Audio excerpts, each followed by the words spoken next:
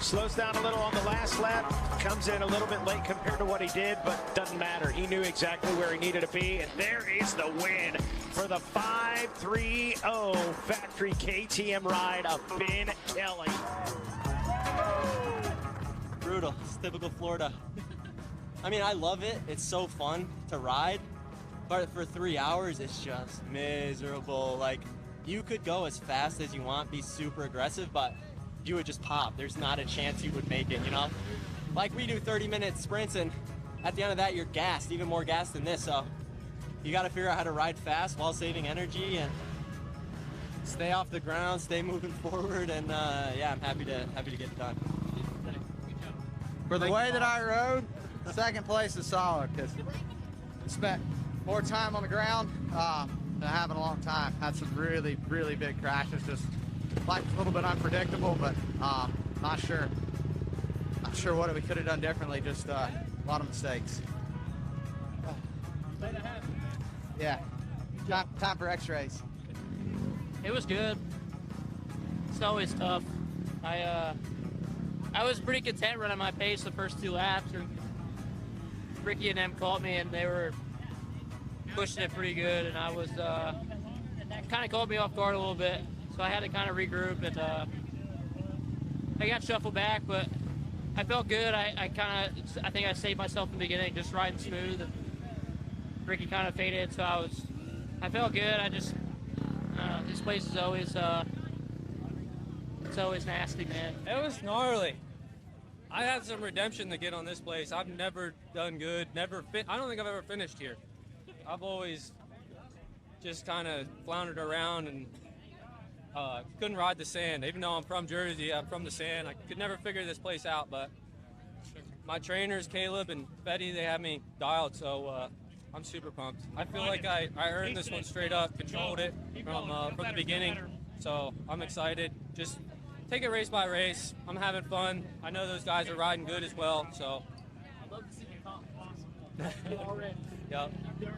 Thanks, man. Thank you. For your XC1 podium. It was hot, it was rough, it was tough, and they survived. We're here in sunny Florida, so I'm going to ask you one more time. Are you ready to go GNCC racing?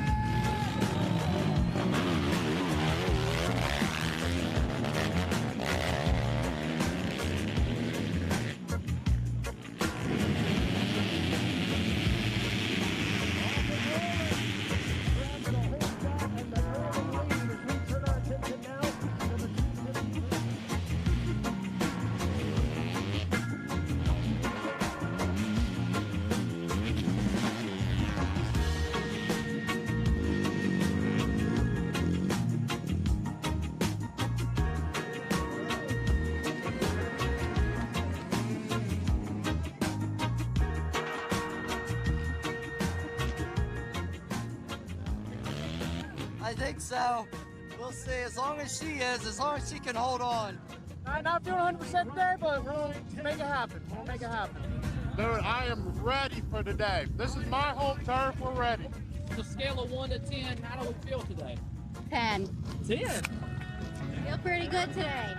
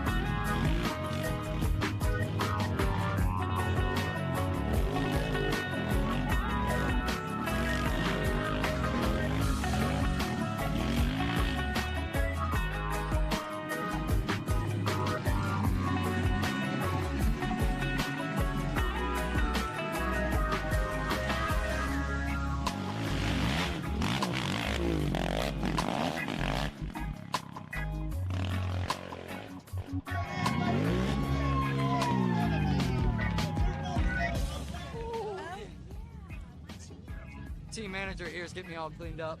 You know, look at this. You just got a soaking wet roll of paper towels. What's going on, Mason? It was tough. It was very rough out there. A little bit rougher than I was expecting. First 2 laps were nice and smooth, but man, towards the end there, and I was just able to get myself a gap, so I sprinted early, and I knew I would regret it, and I did. So, but no, it was good. Bike felt good. I felt pretty good. We had a good day. We were able to get a win. So, really wasn't expecting this in Florida because it's really not my jam down here, but I made it my jam this year. I don't know about that. You should have seen my face underneath my helmet, and I wouldn't have made it look too easy. Got out there that first lap. So dusty. I knew Landon and Cody and Brandon, they took off through that first corner. They went 4 wide into a corner that was barely wide enough for 1. I was like, okay, these guys are on a mission to do something. I'm going to let them do what they got to do. And, you know, a lap and a half later, I see Cody kind of putzing around. I don't know if he crashed or what happened to him, but got around him. And then wasn't a mile later, I see Brandon. He lets me by, gives me a hand wave, and at that point I went across the finish, so I was in second. Last year we came here, my sister passed me on the last lap. That is as embarrassing as it gets. So after that I was like, this year, this can't happen again. So the whole time in the back of my head, I wasn't even racing with the guys in my class. I just didn't want my sister to catch me. And I was like, okay, well, we're running in 6th, and then past another guy running in 5th, and it just kept creeping up on the last lap. I didn't even know I was in 3rd place. I went around Cody on the last lap. He was laying on the ground, and I didn't know what was going on. And people just kept throwing up 3, 3, 3, and I was like, oh my God. And I was depleted, and I was like, I got to finish this. So I'm happy. I'm very happy with how I finished. I'm glad it looked easy. Sections was really tough, and sections was, I wouldn't say easy at all, but it was a little bit of a break. The Palmetto section was just long enough, but there was a lot of sand whoops out there, and I just kept telling myself, just keep standing, because sitting down's not as fast, sitting down's not as fast. So it's being in shape and a mental game out there. It's nuts. We're gonna be sand surfing though for the next 2 hours though. So I'm gonna get my time in on the surf, and then maybe we'll go to the beach and take up some surfing lessons this week. Get the video, Mason. Do your job. Dude, come on. What do I look like? Do I look like am I a jumper? I'm a jumper. I'm actually doing the Daytona Supercross tomorrow. You're actually doing it today at the 5-mile mark. Yeah, at the 5-mile mark, I'll be like, whee. I don't know. I heard some rumors they might take it out after the first lap. I don't know. I'm still gonna send it every lap if I can. So. You know, it ain't any bigger than the sky shot. We used to hit that. We're here in sunny Florida, so I'm going to ask you one more time. Are you ready to go GNCC racing?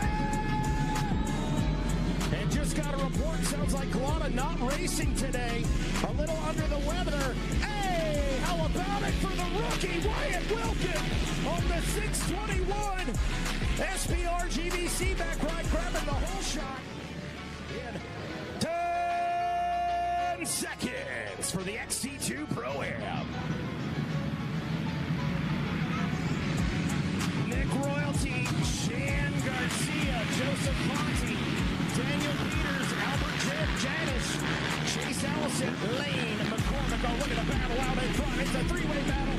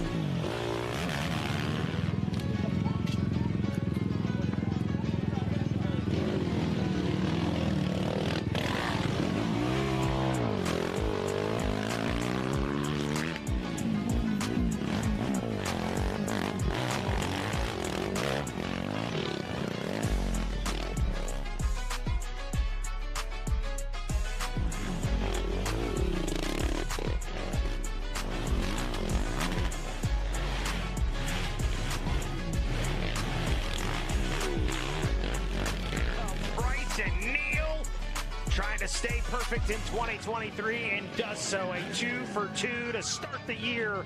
And that is Bryson Neal on the Phoenix Racing Yamaha, grabbing the overall win here in the sands of Palatka, Florida. Oh, man. That track, no matter how good a shape you are, it's tough. There's no smooth part on that track whatsoever.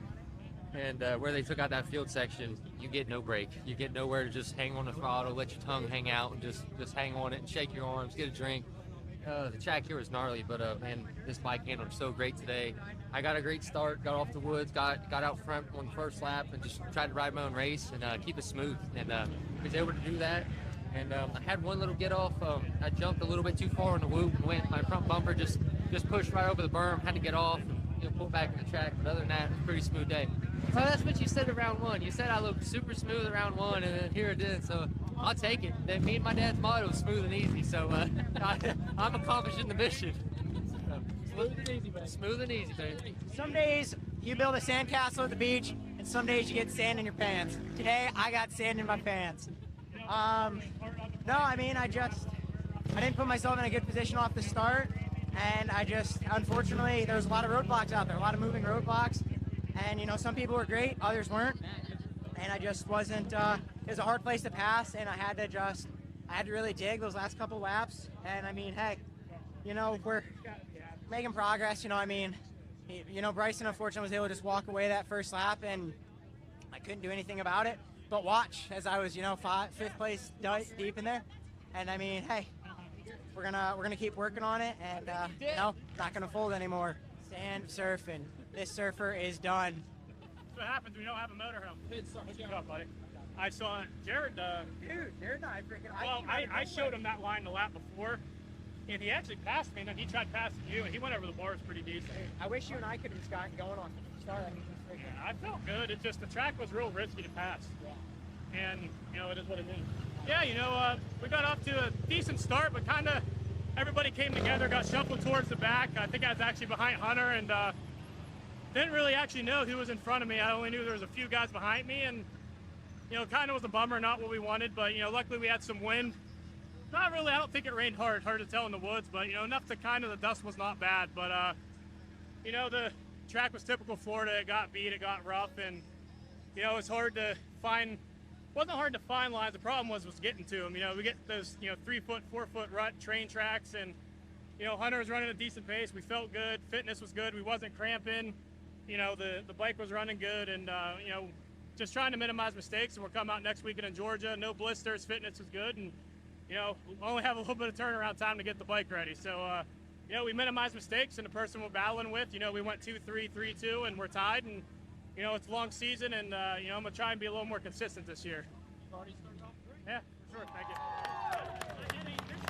That is what it's all about, guys. They put on one heck of a race for you out here at Wild Boar. Here we go! We got champagne spraying here in the XC1 Pro Class. The battles at the front of the podium for the T-shirts and the koozies are downright vicious out here.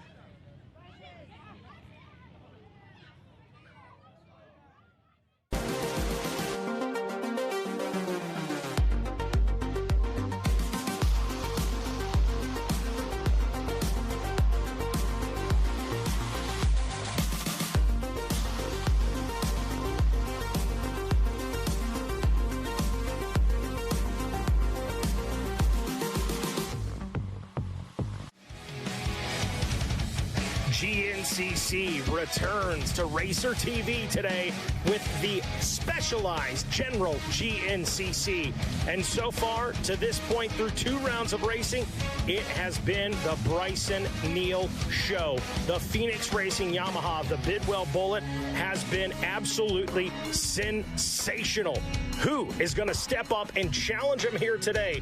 Hunter Hart, Cole Richardson. Who's it going to be? Somebody's got to step up and challenge this man for the championship. Stephen Harrell coming off 2 wins in a row in the XC2 class. All that and more starts now on RacerTV.com.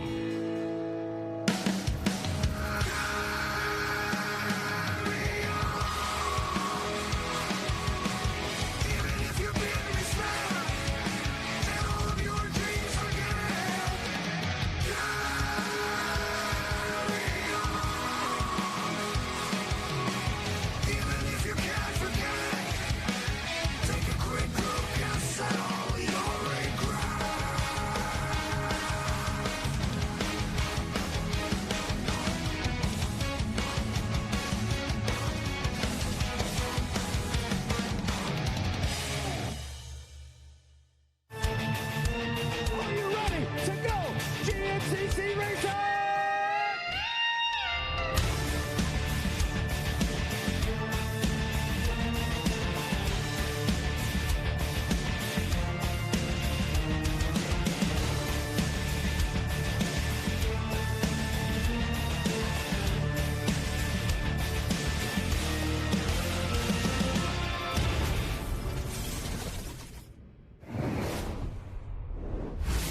Good afternoon and welcome to round number 3 of the 2023 Grand National Cross Country Racing Series presented by Specialized and AMA National Championship. We're here at Aonia Pass in Washington, Georgia for the Specialized General GNCC. Johnny, we had a short week, man. We normally have a weekend at least in between rounds. Not the case, as we know. The sands of Florida, those guys banging those sand whoops, wrestling with the palmettos. We get to knock the sand off and come do it here in Georgia. I like to refer to this as the toughest weekend in GNCC racing. Amen. It's real simple. We have arguably the most brutal physical event each year down in this Florida sands, and then we have just a scant 6 days for these guys to get re-prepped, rehydrated, get refocused, get up here and ready to do it all again this weekend here in Georgia. And you really find out who's put in the work, who has the mindset to make it happen. And this race, I believe, is where you can set yourself on the path to a championship. I've heard you say it as a pro rider. I've heard other pro guys say this is where the championship chase begins, right here in round 3. You know, we put a lot of emphasis on the first couple rounds of GNCC racing. Obviously, round 1, the hype is real. We've talked about it. Everybody's a champion in the making. Well, you start to sort all that out, round 1 and 2. Round 2, it's great because we're in the sands of Florida. It's a beautiful destination, a lot of industry people there. But let's face it, the sands of Florida are a one-off, one-time-a-year thing. Success there doesn't necessarily translate throughout the rest of the season. This is when we're back. We're on the hard-packed clay. We're into the woods. We got the pines. And this is where the guys really start sorting themselves out. That's it. And for the first time this year, we've had some rain. Is it going to be a mutter? We're not 100% sure yet, as the rain is kind of coming and going, and the weatherman won't make up his mind, but we're still going to send it nonetheless. Hey, let's talk about the riders. Hot start. Bryson Neal, 2-0.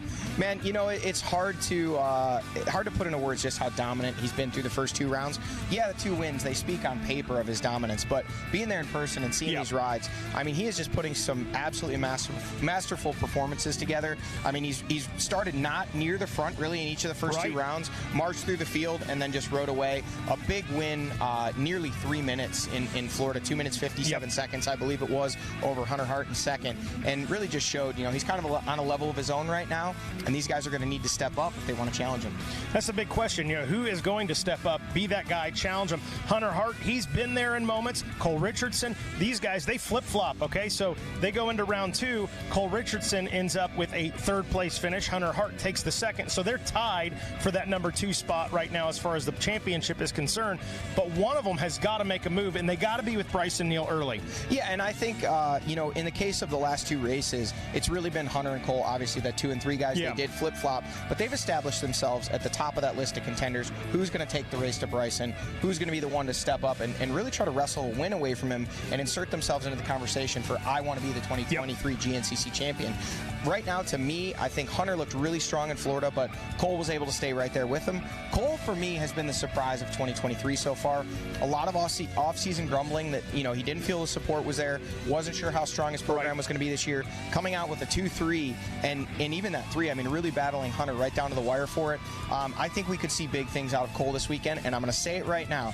All you viewers at home, what you're about to see, this track is different than the Georgia GNCC we've ever seen before.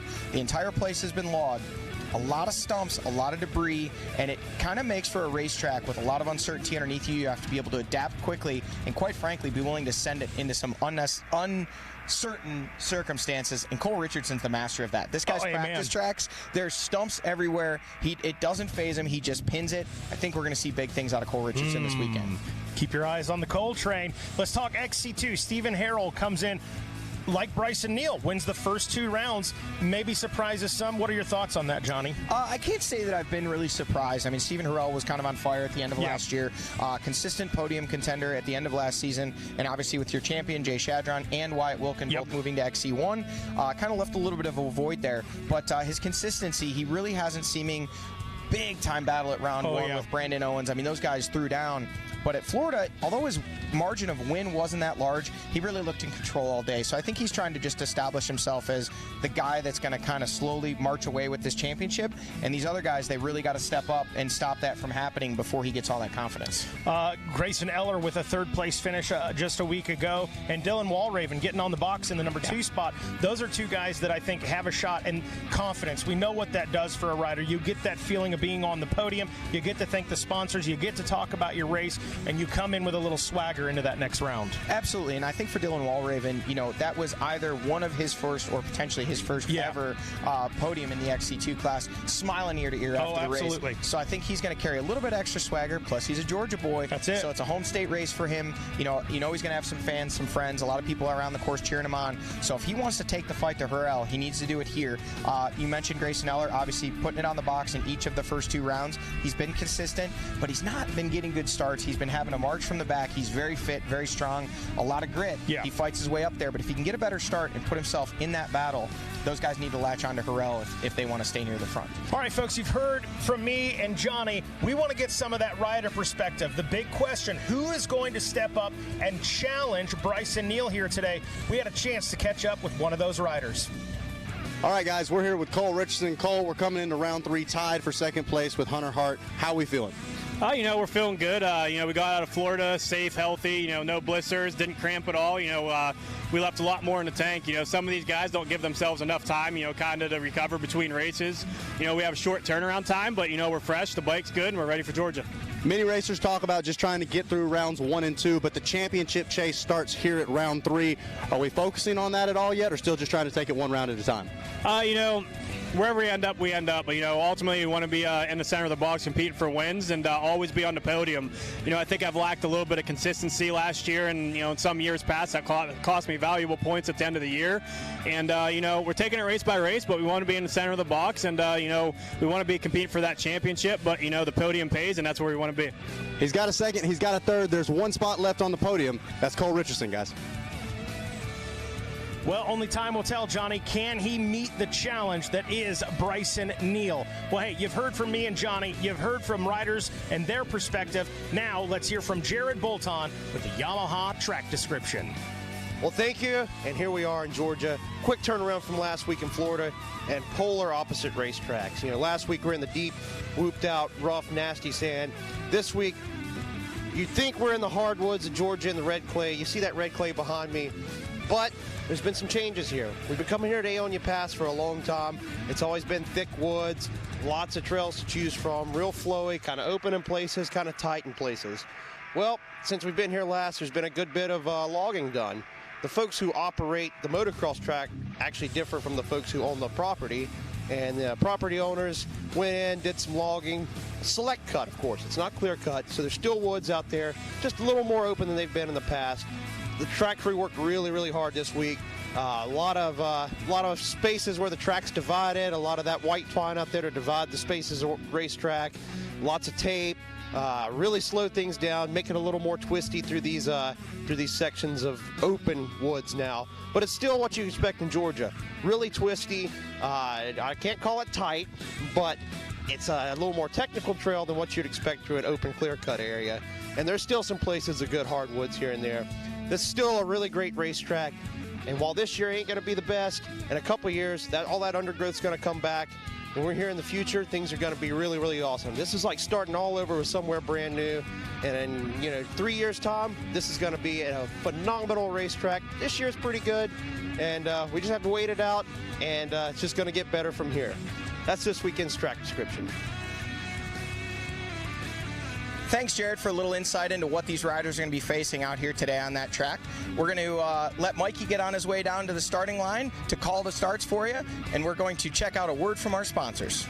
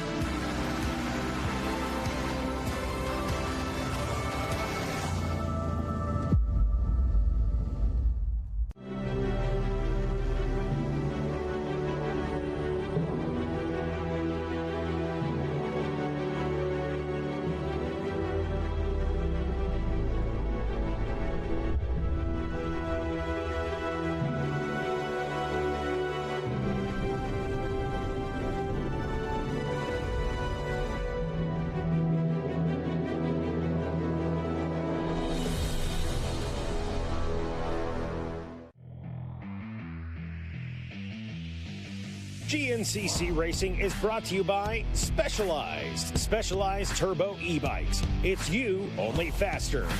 And Rocky Mountain ATV MC. Get ready.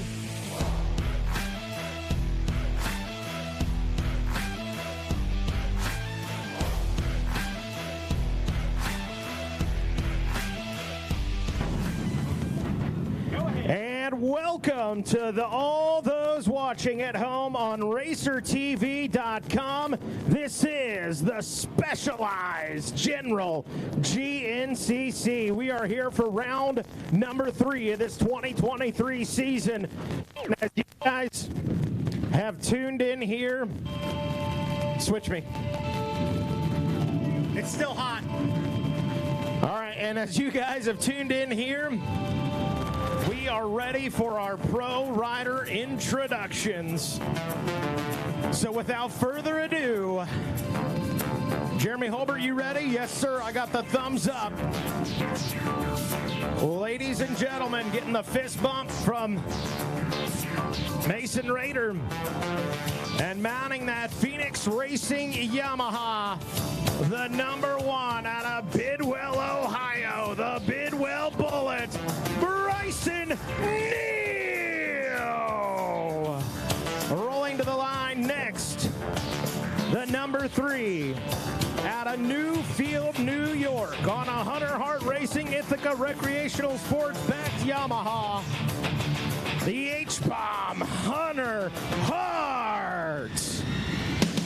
Rolling to the line third, the number 4 out of Edinburgh, Pennsylvania, on a Richardson Racing Action Off-Road backed Yamaha, the Coltrane Cole Richardson. Rolling to the line next, the 5-2-1 out of Waverly, West by God, Virginia, on an Ober Tires Moose Racing backed Honda, the Gator Adam McGill.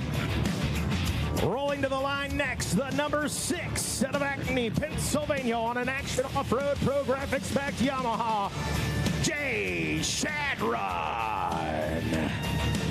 Rolling to the line next, the number 9 out of Pennsylvania, on a JMR Action Off-Road backed Honda, the Cobra Jared McClure. Rolling to the line next, the number 11 out of Akron, Ohio, on an Action Off-Road GBC Tires backed Yamaha, Josh Merritt. Rolling to the line next, the number 14. He has more wins than anybody in the history of GNCC on the ATV side. He comes from Pennsylvania on an Action Off-Road GBC Tires backed Yamaha, Chris Borich. Rolling to the line next, oh, the rookie. He has been putting in the work. We've seen some glimpses of greatness out of this young man out of Hillsboro, Ohio, on an SBR GBC backed Yamaha, Wyatt Wilkin. Rolling to the line next, the 714 out of Pittsburgh, Pennsylvania, on a Bulletproof Doors B&R backed Yamaha, Ronnie Rush. Rolling to the line next, the 703 out of Petersburg, Indiana, on an Abney Racing Action Off-Road Maxxis backed Yamaha, Austin Abney.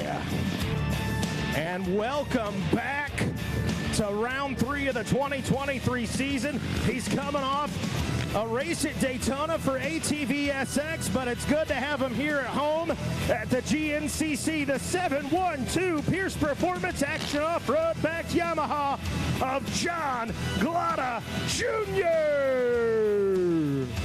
And that, ladies and gentlemen, your starting row for the XC1 Pro Class here this afternoon. As John Glotta makes his way to the starting line, DJ Judd dismounts the Monster Energy Activation Transport into the RMAX 1000 Yamaha. And we ask you, DJ Judd, remove the meat. And we are just about ready to go now. as DJ Judd exits the side of the track. Make some room. 1 minute. 1 minute. No, not 1 minute yet. We're still holding. My bad. Copy. 5 minutes. I can't see down that far. 5 minutes. So we are just about ready to roll. Don't forget, folks, if you're out here on property tonight, Specialized got the podium party happening this evening. More than $13,000 in prizes they're going to be giving away down there. They got the Stasic race going on this evening as well. We've got disc golf, you name it, it's going down here at the Specialized General GNCC. 2 rounds in the book. Big buck, the opening round. You got the jitters. You're shaking the rust off. In Florida, you pound the sand whoops, you battle the palmettos. But when we come up here to Georgia, it's like coming back home. And you know what they say, when the flag drops, the stuff stops. I had to church it up a little bit. We are on TV, folks. You make it a joy to work here, folks. All right, still on a holding pattern. All attention on Ricky Towery in turn number 1 as we are waiting on the maestro's signal.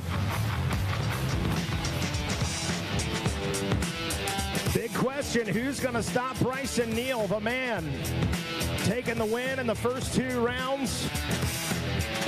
A big win down in Florida. Who's going to answer the challenge? Who's going to get up and battle with him early? Can't let him run away and hide. Hunter Hart's had some great rides. Cole Richardson has had some stellar rides. The XC2, Stephen Harrell. It's been the Stephen Harrell show. Who is going to jump up and challenge him in the XC2 class?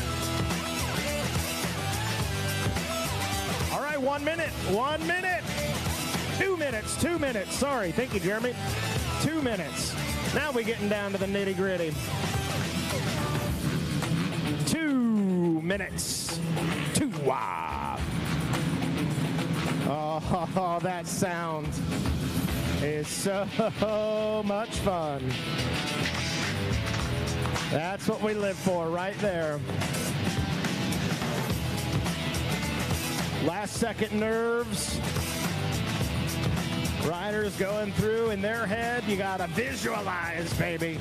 Who wants the whole shot?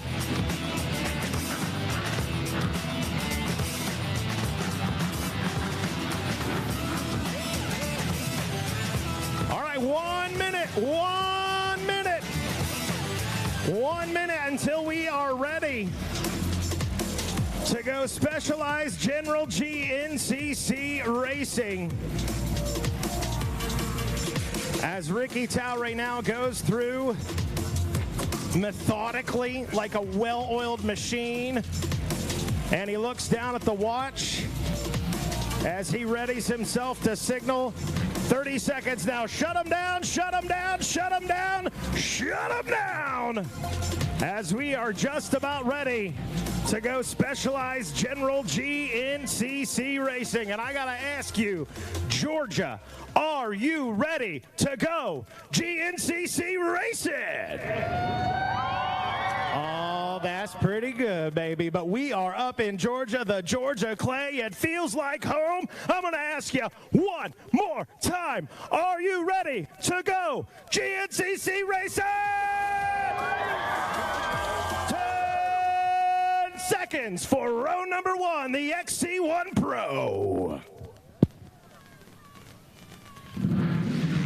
Bang, and we're off. Oh, Hunter Hart with a good drive up the inside. Is it going to turn into a hole shot? Woo! How about it? The number 3 of Hunter Hart grabbing the hole shot in the early lead for the XC1 as we turn our attention now to the XC2 Pro-Am. Steve Harrell, the man with back-to-back wins coming into today. Can he make it happen for a 3rd time in a row in 10 seconds. Gabriel Nod, Charles Dunn, Grayson Eller, Braden Owens, Kenny Schick, Nick Royalty, Jamie Morgan. Welcome to GNCC. Daniel Peters, Chase Allison, Lane McCormick, Albert Jadish, Dylan Walraven, Logan Huff, Tanner Walker, and Jim Glada. That's going to be the 5-1-2 of Lane McCormick. Grabbing the whole shot, an early lead in the XC2 as we turn our attention now to the College A, 16-19. Keaton Henderson, Briggs Lizelle, Parker Henderson, Alex Tiemann, and 10 seconds. Charlie Stewart, Danik Packin, Seth Blake, Andre Williams, Christopher Howard, Connor Brandt, Trevor Furby, Elijah Edmondson, Ty McGay, Caden Lambruno, Tavin Cook. Man, if you're out there, if you were a late registry, happy early birthday from Mom and Dad. It's going to be the 087 of Alex Steeman on the Yamaha, grabbing that whole shot, an early lead. And we got one rider getting back on the machine in turn one. He's back on four wheels and rolling, and we turn our attention now to the Junior A 20+. Seth Wilson, Henry Moore, Colton Kushna, Cody Benton, as well as Dalton Keys, Riley Salick, William Wallace in 10 seconds. Justin Miller, Alex Elioff, Matt Smith, Slater Collins, Logan Case, Weston Scott, Harrison Pogue, Todd Fiddler, Joshua Pruitt, as well as Travis Blanish, Hunter Johnson, Devin Masters, Corey Vandelater. Woo! Look at the 400, Logan Case out of Hopedale, Ohio on a BNR, GBC, and Scott back ride. Grabbing that whole shot, an early lead. We turn our attention now to the Vet A 30+. Vet A 30+, we got them shut down. We are just about ready to roll. Nick Davidson, Christopher Kirby in 10 seconds. Dave Machisco, Kevin Yoho, and Jared Little. Oh, good battle. Good battle right there into turn one. Everybody keeps it on four wheels. Ooh, that's going to be close. That's going to be the 228 of Nick Davidson grabbing that whole shot, an early lead. Well, it's close. It was close. You got to keep your head on the swivel. We are ready in 10 seconds. The Marlboro Man. Todd Muscala, Derek Hart, Terry Fiddler, TJ Barrett, Dirk DeSarcy, Zachary Phillips, Chris Conklin, and Ronald Varndell. Senior A 40+. Oh, look at the battle out front. Woo! The 451, and we got a runaway ATV. He's back on. That was close right there. Woo, doing it for the Graham. College B 16-18 in 10 seconds. William Whitty, James Berger, Bryson Bellamy, Alex Gross, as well as Hayden Hunter, Peyton Wilson, David Witt, Ryan Hendershot, Denton White, Nicholas Daring, Nick Foreman, Nate Blanchard, Aiden Jones, Lincoln Tate, Nathan Fravel, and Aiden Aliff. Oh, it's a side-by-side battle. I think it's going to be the 420 out of Manchester, Ohio, on an LS4 DeRisi racing-backed Yamaha, grabbing that whole shot. But boy, was that one close. Junior B 19+. Jace Cooper got his work cut out for him in that one. Junior B 19+ coming up next in 10 seconds. Brad Whitehead, Michael Worth, Reardon Doran, Pat Davis, Devin Bodkin, Connor Adar, Hayden Vakula, as well as Caleb Adar, John Husky, Michael Crossan, Trace Verby, Gavin Temple, Clayton Kawasaki, Gino Fratelli. Woo, getting sideways. That's going to go to the 991. Travis Dudley out of Morgantown, West Virginia, on a Sugar Shack Cycles and Full Draw Racing back Yamaha.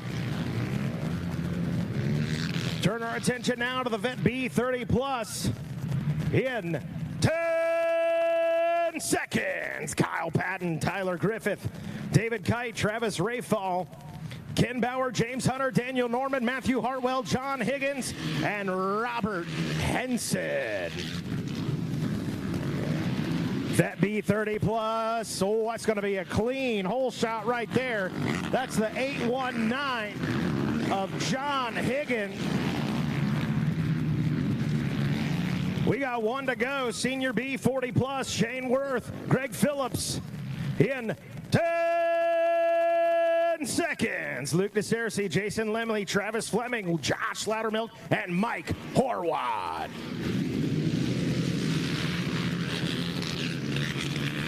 And here we go. Oh, look at that, right up the inside. The 744 out of Brownsville, Pennsylvania on an Outlaw Motorsports GBC-backed Yamaha. That was Mike Horwat grabbing that whole shot and early lead. And ladies and gentlemen, you are free to move about the property. That is going to wrap things up for us here on the starting line at this Specialized General GNCC. We're going to take a quick break, get a word from our sponsors, and when we come back, more GNCC here on RacerTV.com.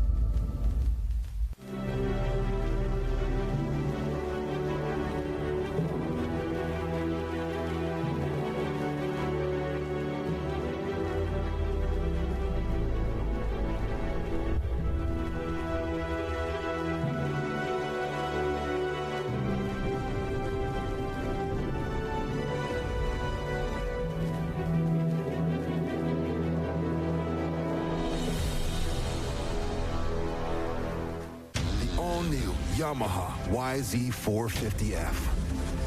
Narrower, more compact, and lighter. Built to do one thing: go faster.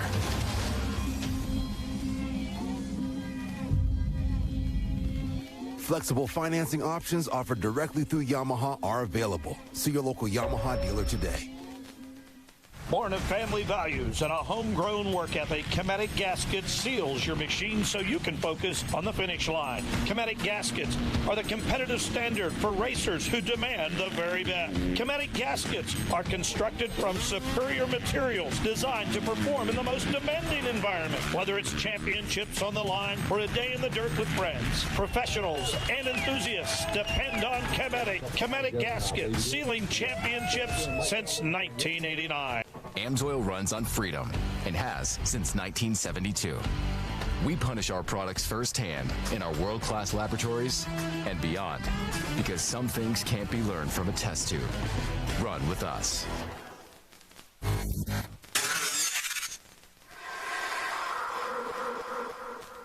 Last season was my best season ever by far. I won a lot of races. I won the championship, and it was also my first year using ARMA. And one of the things I noticed was just my ability to string good days together. You know, like especially in the summertime in Florida, where you're riding every day and the heat index is 108 degrees and you're doing 230s and going to the gym and bicycle and all that stuff. I think in the past I've been super inconsistent day to day. Yeah, I may have a good race here or a good day during the week there, but overall, I think where I improved the most was my consistency in my recovery.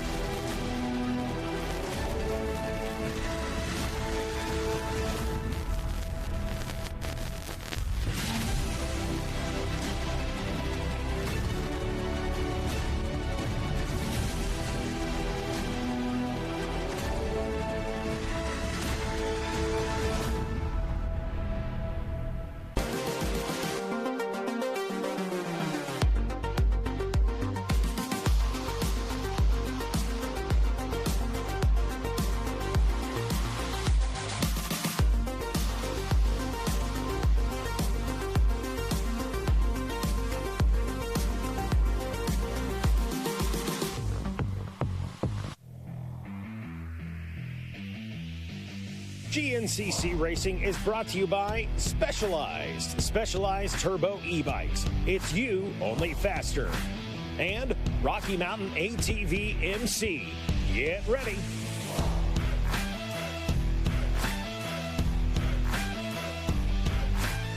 Hello everyone and welcome back to the 2023 Specialized General GNCC. This is the third round of the Grand National Cross Country Championships. My name is Jackson Burrell. I'm alongside Zach Heron, and of course that was Mr. Mikey Waynes with the 10-second calls. Stay tuned as Zach takes us through the Specialized Start Recap. Yeah, thanks, Jackson. So a lot different, actually, than we saw just a week ago out in Palatka, Florida. Now, moving up to the red clay of Georgia, going to take a look at this Specialized Start Recap out here at the General, starting off with our XC1 Pro class.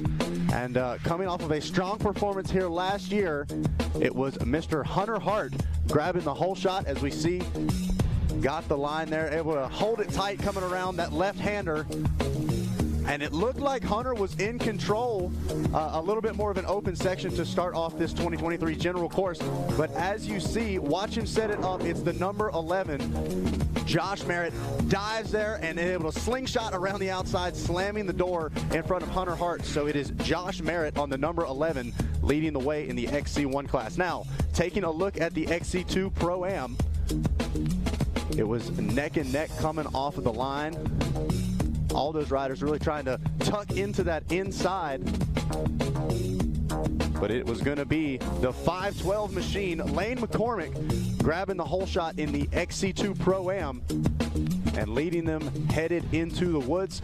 Jackson, like we said, that was your Specialized Start Recap. A little bit more of an open section to start off this 2023 General course. A little bit faster speed as they head off into the woods. Now you see camera shot waiting on our leaders to come around. And last we heard, it should be the number 11.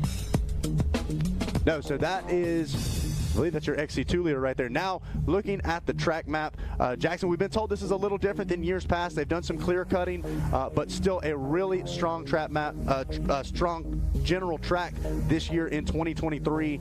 Lots of tight curves, lots of stumps out there. We were able to walk it earlier. Those things are painted neon orange. But as our friend Johnny G said, I'm sure he'll be up here in just a little bit. He's expecting some pretty brutal conditions from not only man, but machine as well out there. Most definitely, Zach, and we've already saw a big difference in the soils as we've walked around this General course here. That Yamaha track map really giving us a good look of what to expect out here. But now, going out on track, you can see it's a mixture of deep ruts and then kind of shiny, slick stuff on top of some hard packed as well. So just as you were saying, Jackson, they're very, very different than the sands we saw just a week ago in Florida. Now watching some racing action, not exactly sure who we had on camera there, but as far as we have heard, it is still the 11 of Josh Merritt leading the way in the XC1 Pro class.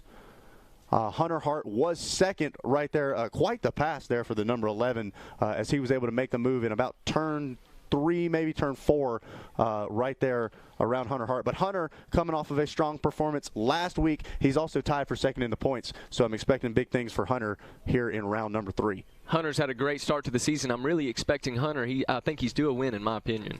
Yeah, we've been talking about it all year long, the mentality side of it, really feeling that he belongs on the top step of the podium, as now getting a glimpse of some of our riders here trying to make I believe we numbers. missed our pros, when our top runners, when the Yamaha track map was coming on. Yeah, I thought we had a look at Lane McCormick there right before the track map popped up, and he should still be leading the way in the XC2 Pro-Am. Here's some of that clear cut you were talking about, Zach. As you were saying, the stumps are painted neon orange. So if you see that, that is what it is, a stump that the track crew has painted. They've done a great job going through, painting all the stumps that they could.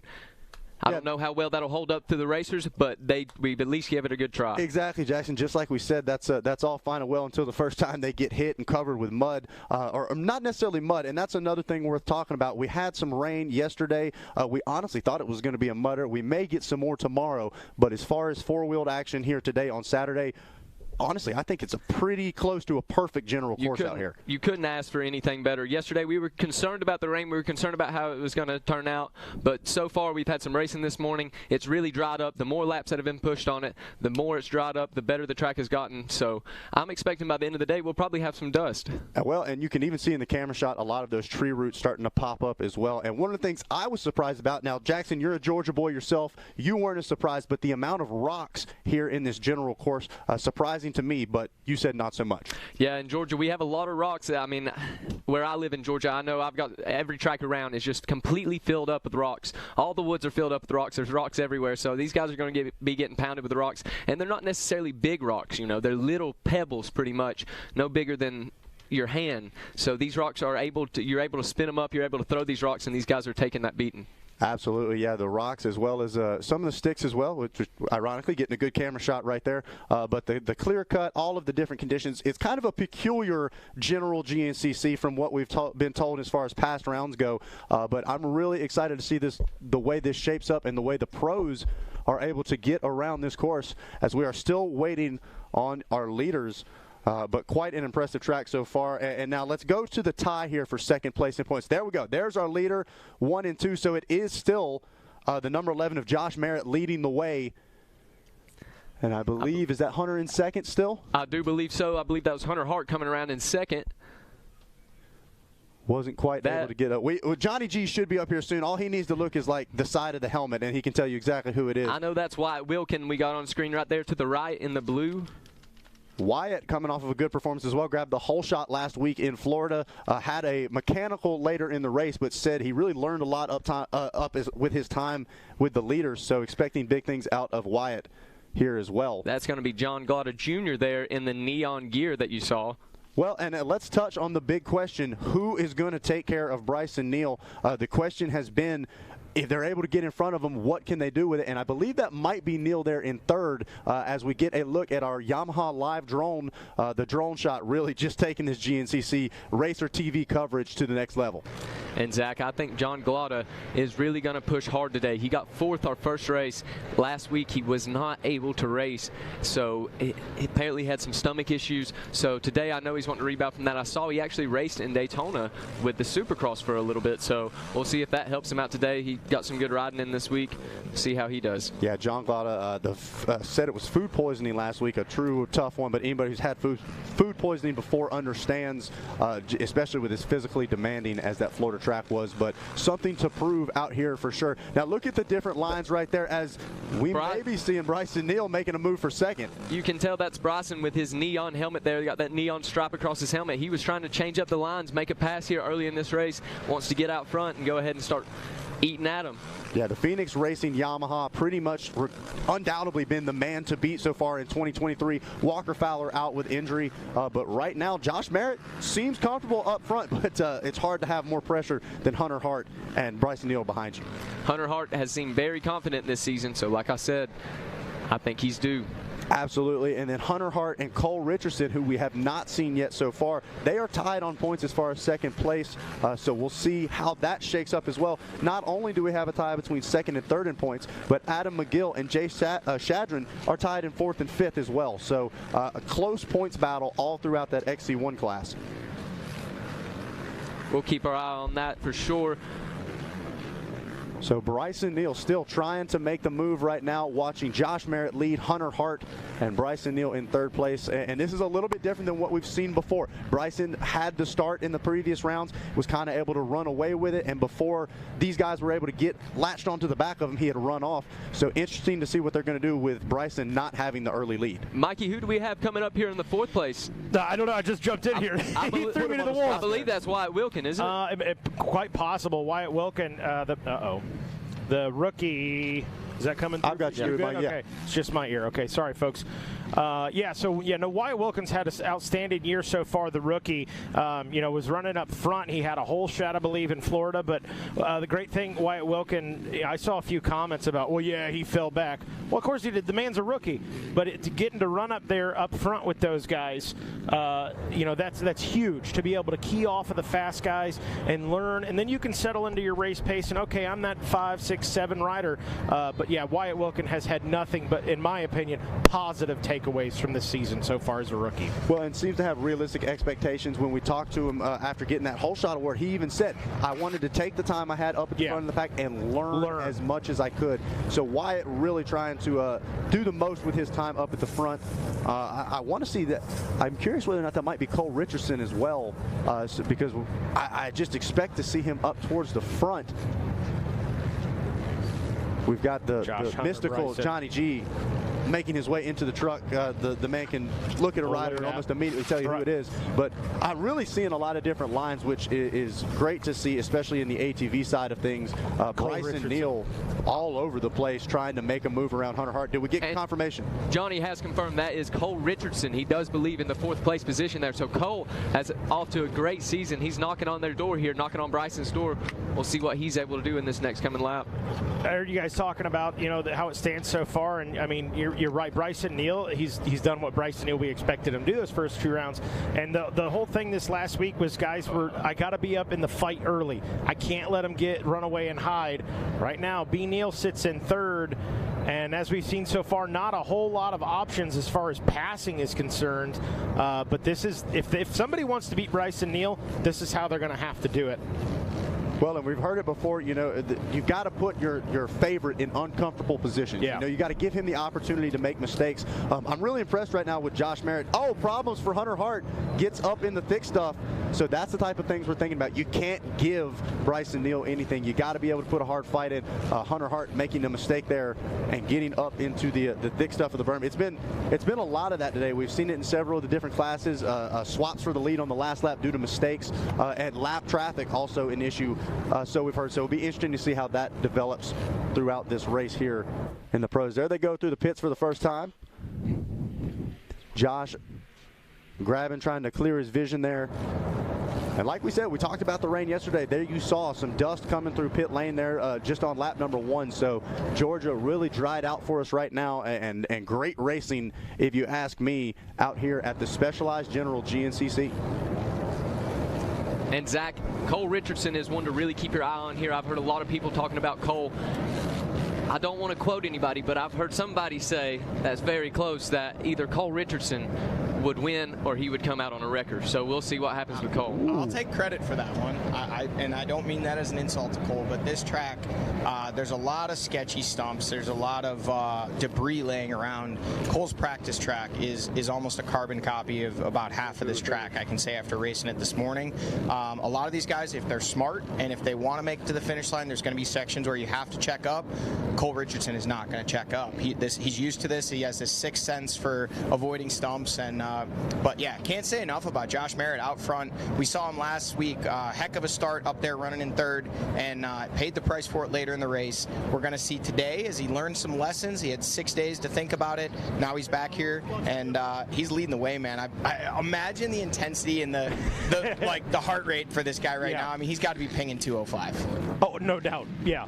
How long can he hold though? You know what, Johnny? Even if he can't, even if he falls back a few positions, if this is finally that podium day for Josh Merritt, no matter what happens, honestly, he's got to feel amazing about this. Absolutely. And honestly, I got to tell you, in Florida, when he was running there in 3rd, he looked tight. He looked like he was defending. He was looking over his shoulder. I think he might have learned something. I mean, does he have it all figured out after 7 days? Probably not. It would be awesome to see him win this thing. But I can tell you right now, he looks way more comfortable leading today than he looked in 3rd just a week ago. Could be the track conditions. I know he's been doing a good bit of riding here in Georgia over at Todd Jones's property, just a scant 30 minutes from here. Yeah. So he's obviously probably familiar with the dirt, familiar with the conditions, but if there's one guy you don't want to have behind you pressuring, it's the big numero uno. Bryson Neal has just been on a mission so far in 2023, and now he's got only one bike left between, quad. I'm not allowed to call them bikes anymore, I'm told. He's got only one quad left between him and the front. Caleb decided that you can't call. You're not allowed to. KR, all right. And apparently it's everyone agrees. But it's a faux pas. Yeah, but nonetheless, man, this battle is heating up. Look at this. Bryson has a run. Is he going to be able to send it around the outside? He squares him up, inside out, outside in, and Josh is able to hang on to the lead, but Bryson has another run on him. Well, and Johnny, I'm liking the fight that I see in Josh Merritt. A lot of these guys, it's hard to put up against Bryson Neal, especially after such a dominant performance so far this year. But Josh Merritt, not scared. He's fighting hard. Did you guys see that there? Bryson squared him up 3-4 turns in a row, and as soon as they were back into the single track and he knew he couldn't make a pass, he backed off, he grabbed his Camelback, looked like he took a drink, took his hand off the bars, rested a little bit. That is just the sign of experience. He's riding so smart right now, but everything he's throwing at Josh Merritt right now, Josh is matching. Hats off to Josh. This is exciting, man. Watching somebody kind of lead their first laps, figure out what it's like to set the pace, and he doesn't look like he's overriding the track. He looks smooth, he looks in control, and these guys are not all over him. I mean, Bryson is right there, but you can see they're starting to pull away a little bit from Cole Richardson. Yeah, they're starting to put a gap on him, and hey, to Bryson Neal's credit, that racecraft, he knew when he could get a breather. He knew when he could take a split second, get rehydrated. Okay, I know I'm not going to pass him in this straight. Let's go back to work. Well, and to that point, Bryson Neal, he's comfortable where he's at right now. I think he's more confident in his speed, and he's not rushing anything. I'm sure he's been paying attention all day long, seeing the mistakes that the course can bring out. Oh boy! And that's what I was just about to say. The ability to explore different lines. Bryson Neal's all over the map and still able to hang right onto the back of your leader. So expecting big things from the number one here soon. Well, let me tell you something else that Bryson is likely trying to do when he's dropping back there. I experienced this myself this morning with the rain that we got yesterday and a little bit even overnight last night. Well, Thursday into Friday. The dirt here, this Georgia clay, it's really heavy, and when you're getting roosted, it's like you're getting shot with a shotgun, but instead of little pellets, they're like golf balls. It actually broke my roll-off film as I was trying to work my way up through. So the roost is intense. It is starting to dry out. It was better towards the end of the race, but Bryson doesn't want to be in that roost zone. You notice he's kind of, where you see Josh get on the gas, the dirt kind of falls right at Bryson's front bumper. He's literally kind of saving his vision, saving his goggles, and knowing that if he does get out front, he doesn't want to have to stop and get new goggles and give up that gap that he's built. But here we're looking at him at ground level now. Well, through one, Merritt leading, as we see on RacerTV.com. Neal in the 2 spot, checked in. We can see it. Let's throw a blanket over him. I'm not going to talk time gaps. It's a blanket. It's a blanket gap. How about that? Hunter Hart's there in the 3 spot. Is Coltrane in 4th. And you guys, to your credit, it is Wyatt Wilkin back in the 5 spot, just behind Cole Richardson. Abney in 6th, McGill 7th, 8th.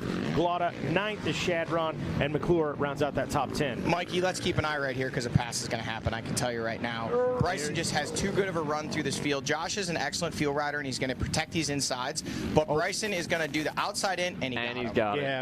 That one was telegraphed a mile away. Bryson, look at that. Hunter out, also getting around. Does Josh Merritt have a problem? Well, it's Cole Richardson. Wow.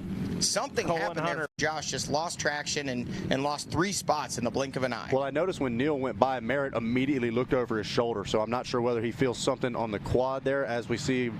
Did he get past again? It looked like he was slowing down there, so maybe some issues for your early race leader. It could have also been the fact that he said he felt an immense sense of pressure riding in 3rd last week. When he looked back, saw it was Hunter, saw Cole behind him, he might have thought, hey, these are 3 guys that have been essentially, 1, 2, and 3 the last.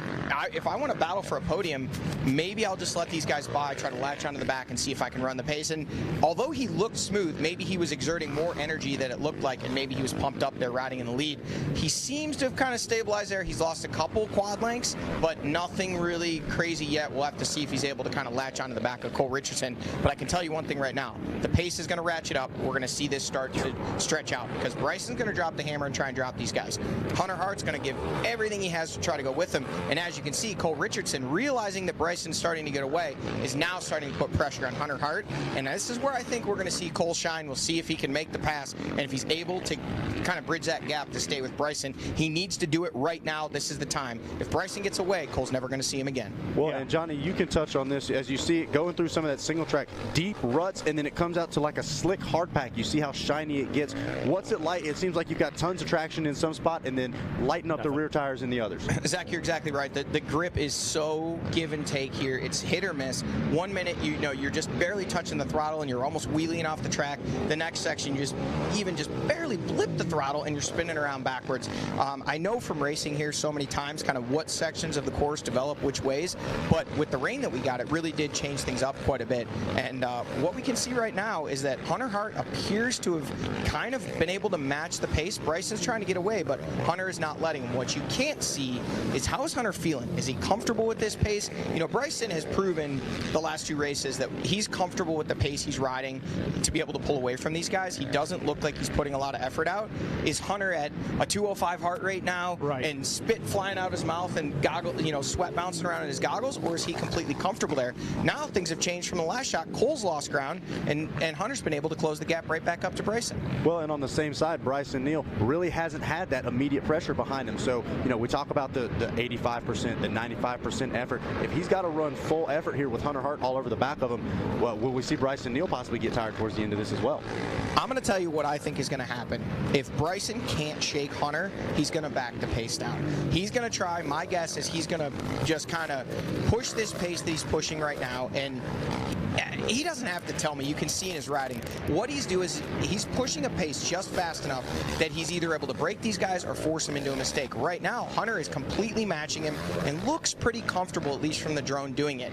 If I'm telling you right now, if Bryson cannot shake them this lap, I really believe he will back the pace down just ever so slightly, and we'll see this group start to come back together as it's starting to get torn apart right now.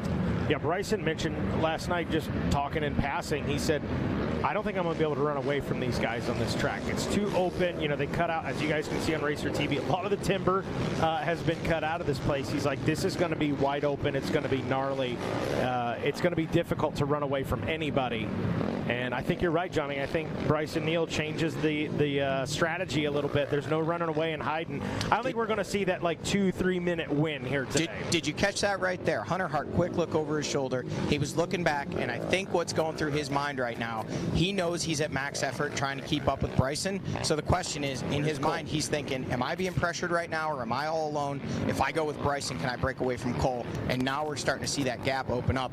I really think Bryson may have these guys right at the tipping point. They need to dig deep, dig their heels in, and say, no, Bryson, not today. You're not getting away. Because if he gets away now, I'm going to stamp it right now. These guys will never see him again. It's, you know, that's it. And Hunter Hart, hey, he's the man. He said it himself. I got to be with Bryson early. I need to be on that rear grab bar. All right, Hunter Hart, here you go, bud. You're there. I mean, this is your opportunity. This is what you've wanted these first 3 rounds. You got it right here. You know, it's interesting. You hear a lot about, oh, I just want to get through Big Buck. That's what I heard most of. Florida, as demanding as it is, it's like, I just want to get out of the sand and get to round 3. From what I've heard from you guys, this is kind of win championship and points all of a sudden. I'm not saying that it's the primary attention. Oh, sure. But talking to Cole Richardson earlier, he definitely knows he's tied for second in points right now. And so maybe these guys are starting to think a little more big picture, obviously focused on the race at hand, but big picture starting to creep in there. Shout out to Josh Merritt. You know, he kind of fell off the back of that train, still there in 4th, but he has not given up the big gap that you would think in the now roughly 2 miles that they've been pushing there. He absolutely is able to kind of match that pace, and you can see here, yeah, so he let these guys by. He knew that he just kind of was at max effort. He matched these guys' effort, and you know, he just felt he was better to be back there in that 4th place spot. Guys, we're going to see a whole bunch more of this action. We're going to return back from commercial here in just a few minutes, and these guys are still going to be battling wheel to wheel.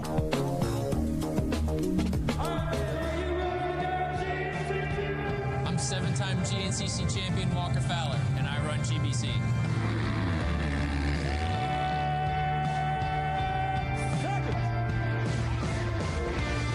Like a bullet into the first turn, the number 1 with the pink helmet and pink bars. It is Walker Fowler, the 7th.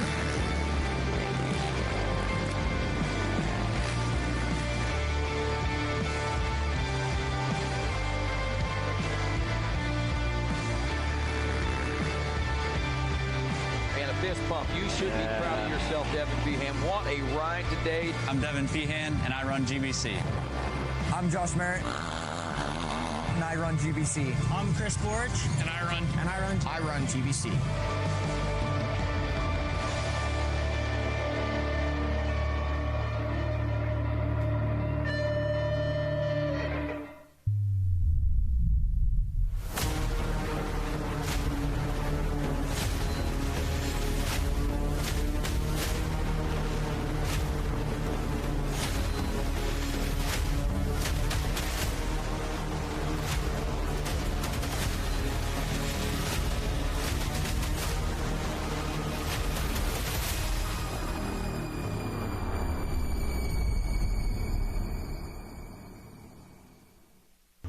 The United States Motorcycle Coaching Association has been setting a standard for motorcycle coaching since 2016.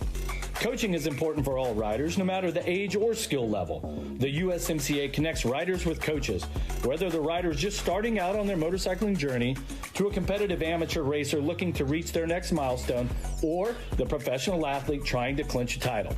Download the Motorcycle Coaching app and get connected to a USMCA certified coach today. Even when you're the best, you never stop striving to be better. With over 40 years of experience in motorcycle sales and service, we know racing. Our inventory of Yamaha motorcycles, sport bikes, dirt bikes, ATVs, and side-by-sides is extensive and constantly changing. Stop by LoJack Cycle Sales today in Tarentum, Pennsylvania, and visit our online inventory at www.lojacks.com. Yamaha YZs. It's why we ride. How would you like to go to a school where we take into consideration how students learn best? Well, we do that because we find if we can build the curriculum around the things you are interested in, you're going to do a better job. The mission at On Track School is that educational success is possible while chasing your dreams.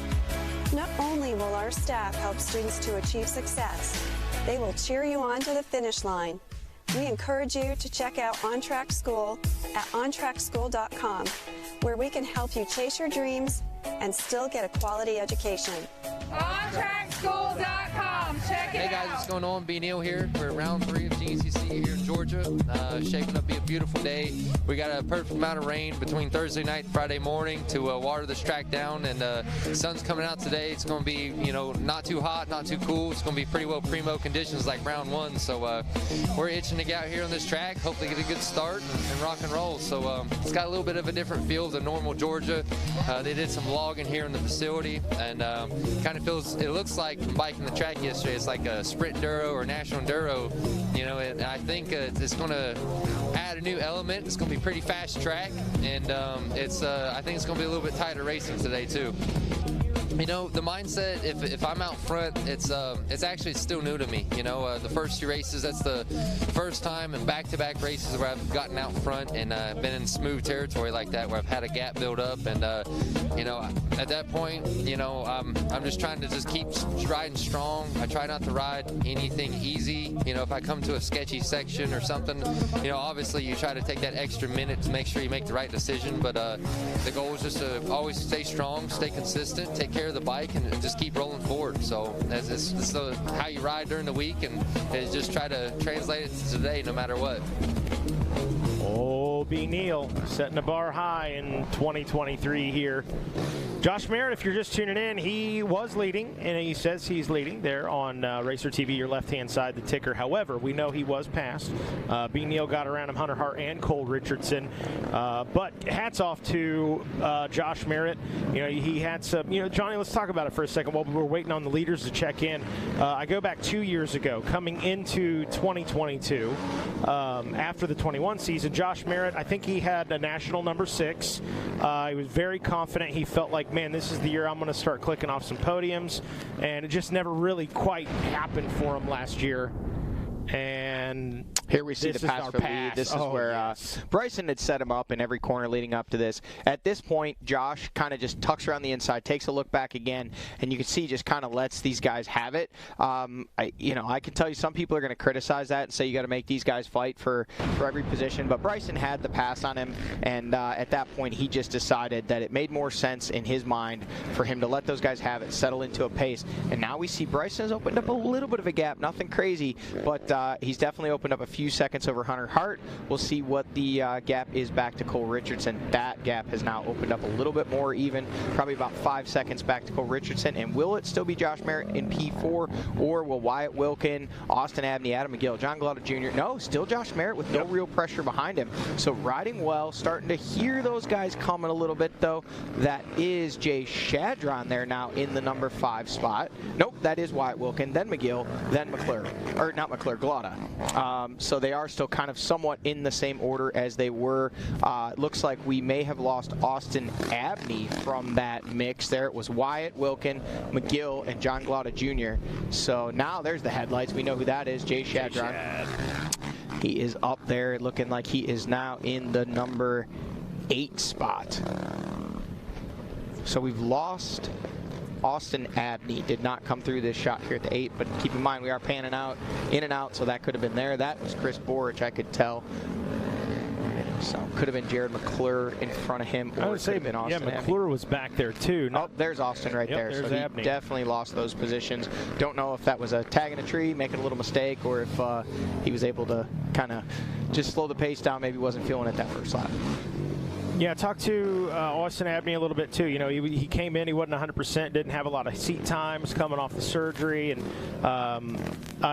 we finally spoke about our home state of Indiana, maybe putting a little too much pressure on Austin Abney as he entered the pro ranks and kind of expecting too much too soon. And I said, now that you've had a couple of years, you've been able to take kind of a step back and look at it from an outside perspective. How do you feel about your pro career moving forward? He said, I finally feel like I'm learning and I'm adapting to the pro pace. And he's like, it is an enormous step up from that XC2 to XC1. It's the pace, but it's also the intensity, and it's the number of guys that you're battling wheel to wheel with. I mean, you see so many times, you know, even last year, Jay Shadron, great finishes out of that XC2 class in the OA. We've seen it in years past. Ronnie Rush did much better overall coming from XC2 than he did once he actually got to XC1. It's just a different mentality. It's I guess the way I kind of try to explain it to people is when you're in XC2 and you're coming up, the XC1 guys that you're catching look back, they see you're an XC2 guy. If they're having a bad day, or if you're just going that fast that day, they're more inclined to kind of let you have it. They're not going to fight you for it. When you're an XC1 and they know they're battling you for position, those guys are going to be stingy. They're going to be absolutely just making you work for every single second, every single pass. And now we are back to, this is the battle for 4th, 5th, and 6th, and 7th now on screen. So that group has, there we see Josh Merritt in 4th. Just behind him, we know it is Wyatt Wilkin in 5th. Behind him is McGill in 6th, and then John Glotto Jr. in 7th. So these guys are starting to come together, and as we pan just ahead here, we see, oh, that's a lapped rider there, but a little bit further up the trail. Oh, no, that's not a lapped rider. That's Cole Richardson.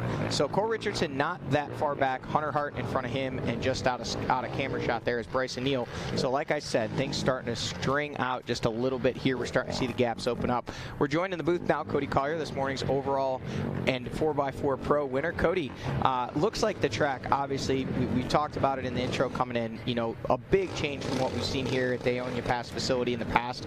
The logging has just kind of changed up the view of things. You can see much more, but there's also a lot of death stumps out there that can grab at you. It played a big part in a lot of the morning racing action today. Yeah, there's a lot of lines that developed, and then halfway through the race, the stump developed where you were framing out against it, and it just got real nasty. It's a lot higher pace than previous years here where there's no trees and it's been opened up, so it's just been dodging the stumps at a higher rate of speed. I thought it was kind of a sketchy track to try to hold speed with, but these guys are making it look easy. Yeah, Bryson, you can tell, again, he's just on that, we're going to call it Mr. 85%. He's out there. I have comments about that, but go ahead. Yeah, he's not, I mean, he's as fast as he's going, and he's going incredibly fast. He's not pushing at his full capacity. You can just tell by the way he's kind of rolling the corners. He's just carrying more speed. He's keeping it super smooth, and so far it's been enough to, I don't know, I mean, what do we need to have the gap at before we can say he officially broke Hunter and Cole? Like, right now, he's able to open it up, but it's not anything insurmountable, especially once you get into lap traffic. But I think the fact that Hunter was right there on his grab bar and Hunter's seeing him pull away, that's got to be frustrating. You know the heart rate's going up for Hunter. He's starting to, and now Cole Richardson is actually starting to close the gap back up to Hunter. So Hunter's going to start to probably question things here coming up real soon. And that's when I guess we could maybe say, if that happens, Bryson Neal has officially broken these guys for the day. There you go. No, to the 85% point, someone asked me about that. I'll just say, Bryson Neal asked me, he's like, man, we're the 85%. And he said, I try to stay humble. And, you know, he said, because Walker would say some things sometimes that was like subtle and it would get under my skin. And I'm like, yeah, no, that's you now, bud. Like that, you're in the driver's seat now. So everything you say, will, you know, but to his point, you know, he said, I didn't say that to, you know, be insulting or anything like that. And it's like, no, it's not. You're running your pace. You're doing what you need to win. You're not overexerting yourself. I think that's what he meant when he said 85%. 70%, whatever the case may be. Well, you have to back it up and put it in some context. You know, it was asked of him, so what were you riding at? Roughly 70%? It wasn't like he just came out and said, hey, I'm riding away from these guys at 85%. So, you know, to him, that's kind of a tip of his cap to those guys, because to me, like, I don't know. Like, and we talked about it a little bit. We've talked about it on podcasts. We've talked about it in group messages. You and I have talked about it. Like, there's things that said that fire people up. Sometimes they're just looking for something to fire themselves up. That's exactly right. Nothing is meant by it before the season, and obviously, you know, Walker's probably home watching this race. He was on a podcast and said, you know, in terms of the championship, I feel it's a two-horse race. Myself and Bryson are just on another level right now. Now, when you take that statement by itself, you know, it can sound like he's tooting his own horn and saying nobody can else run with them. But the reality of it is, now we're starting to see lap traffic get into the mix. So Bryson has gotten around this lap rider, and Hunter's now going to have to do the same. And this is, man, these ruts, the way the track is shaping up, Cole's going to be right on him by the time they get by this guy, and he gets by the same time. Look at that, free 2 seconds right there. The point being, it was the line of questioning that led to him saying that. He didn't just step right out and just say it out of the blue. You know, it was kind of, hey, break down the other riders. Who do you think is going to be a threat? And I mean, people can be upset by that, but the facts showed coming into the season that it was going to be a two-horse race unless, and he even said, unless someone steps up. So I know Hunter, I had heard Jay Shadron, a few others took serious exception to that, and in a way they should, but in my opinion they shouldn't be mad or upset or think it's arrogant of Walker to say that. They should look in the mirror and say, what do I need to do to make myself a part of that conversation? Because right now I'm not. Right. Yeah, Michael Jordan did that in the NBA. He would make things up in his head just to motivate himself. He would twist words and interpret things, or flat out make up a story about an opposing player. You get some of that in the world of GNCC too. Whatever it takes to motivate you inside your helmet, do it. So let's ask Cody. Obviously, this battle kind of seems to be settled out for right now. It looks like Bryson continuing to open it up a little more. Cole's getting closer to Hunter, but what motivates you? Is it? Do you think about other people and I want to beat this guy, or is it just kind of like I want to be the best I can be? To me, it's I want to be the best I can be. I try not to think about anything outside of what I'm doing and executing to the best I can. If someone's walking away from me, I'm trying to watch what they're doing, why they're walking away from me, and just being very real with it. Riding the track for what it is and executing. That's all it is to me. So you're not the hate tank kind of guy. Some people talk about that. Like they take, would you call it quote mining? Quote mining. Quote mining. Yeah. So, you know, they'll look for something that somebody may have said or maybe even didn't say, and they'll use that to motivate them. Like, to me, I don't know. I guess my mindset's different, and I have kind of, look at that line. Cole's jumping over that log, and that was a much smoother, much more direct, faster line. Cole's reaching up, doing something there. Almost looked like he was adjusting his tear off there. Clutch lever. Yeah, it could have been a tear off. Hard to tell from this awesome bird's eye view here from the Yamaha Live drone.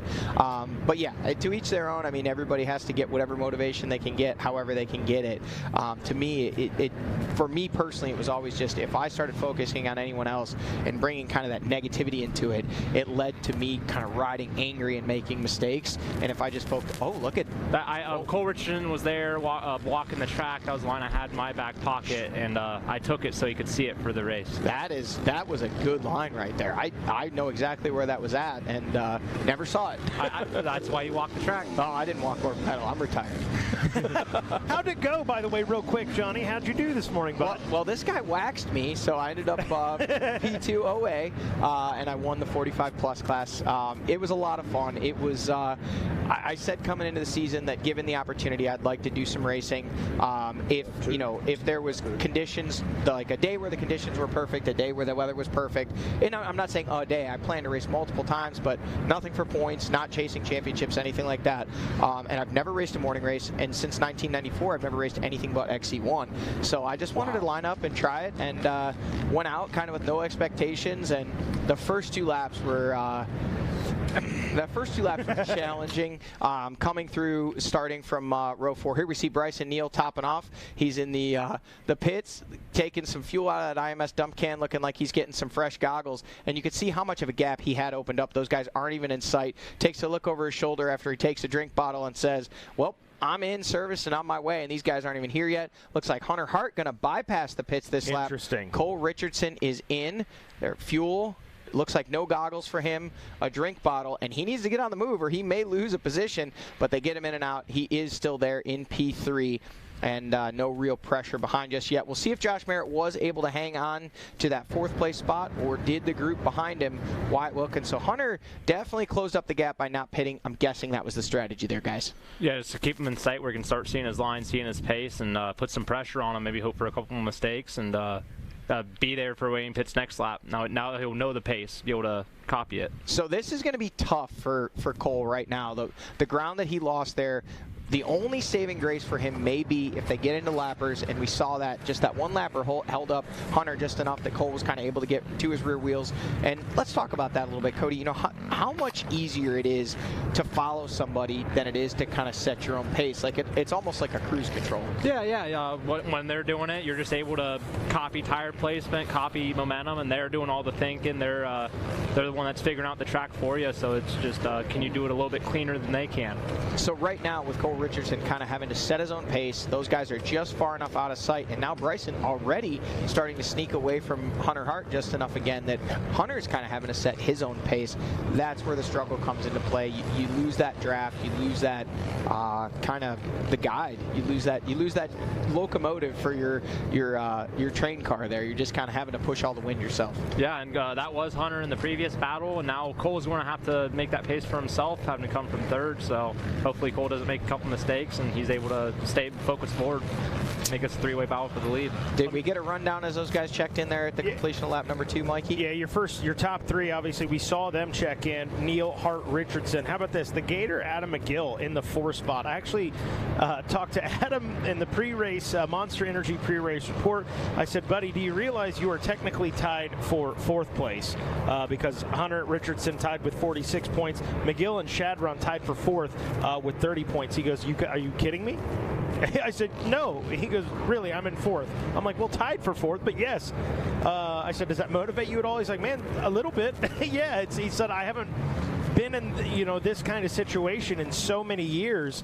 Kind of renewed that energy in Adam McGill. So hey, the Gators doing well. Got a big gap, 21.5 seconds, but hey, that could go away quick. Yeah, all that changes when you get to lappers. I mean, it's tough being the guy leading. I mean, Bryson Neal obviously has done a phenomenal job of getting through lappers the last 2 races, but he's been able to pull out those gaps, 40 seconds, a minute and a half. Obviously last race I believe was near 3 minutes by the end, but when you start hitting lappers, 5 seconds, 10 seconds can go away real quick. So wouldn't be shocked to see kind of this group somewhat come back together.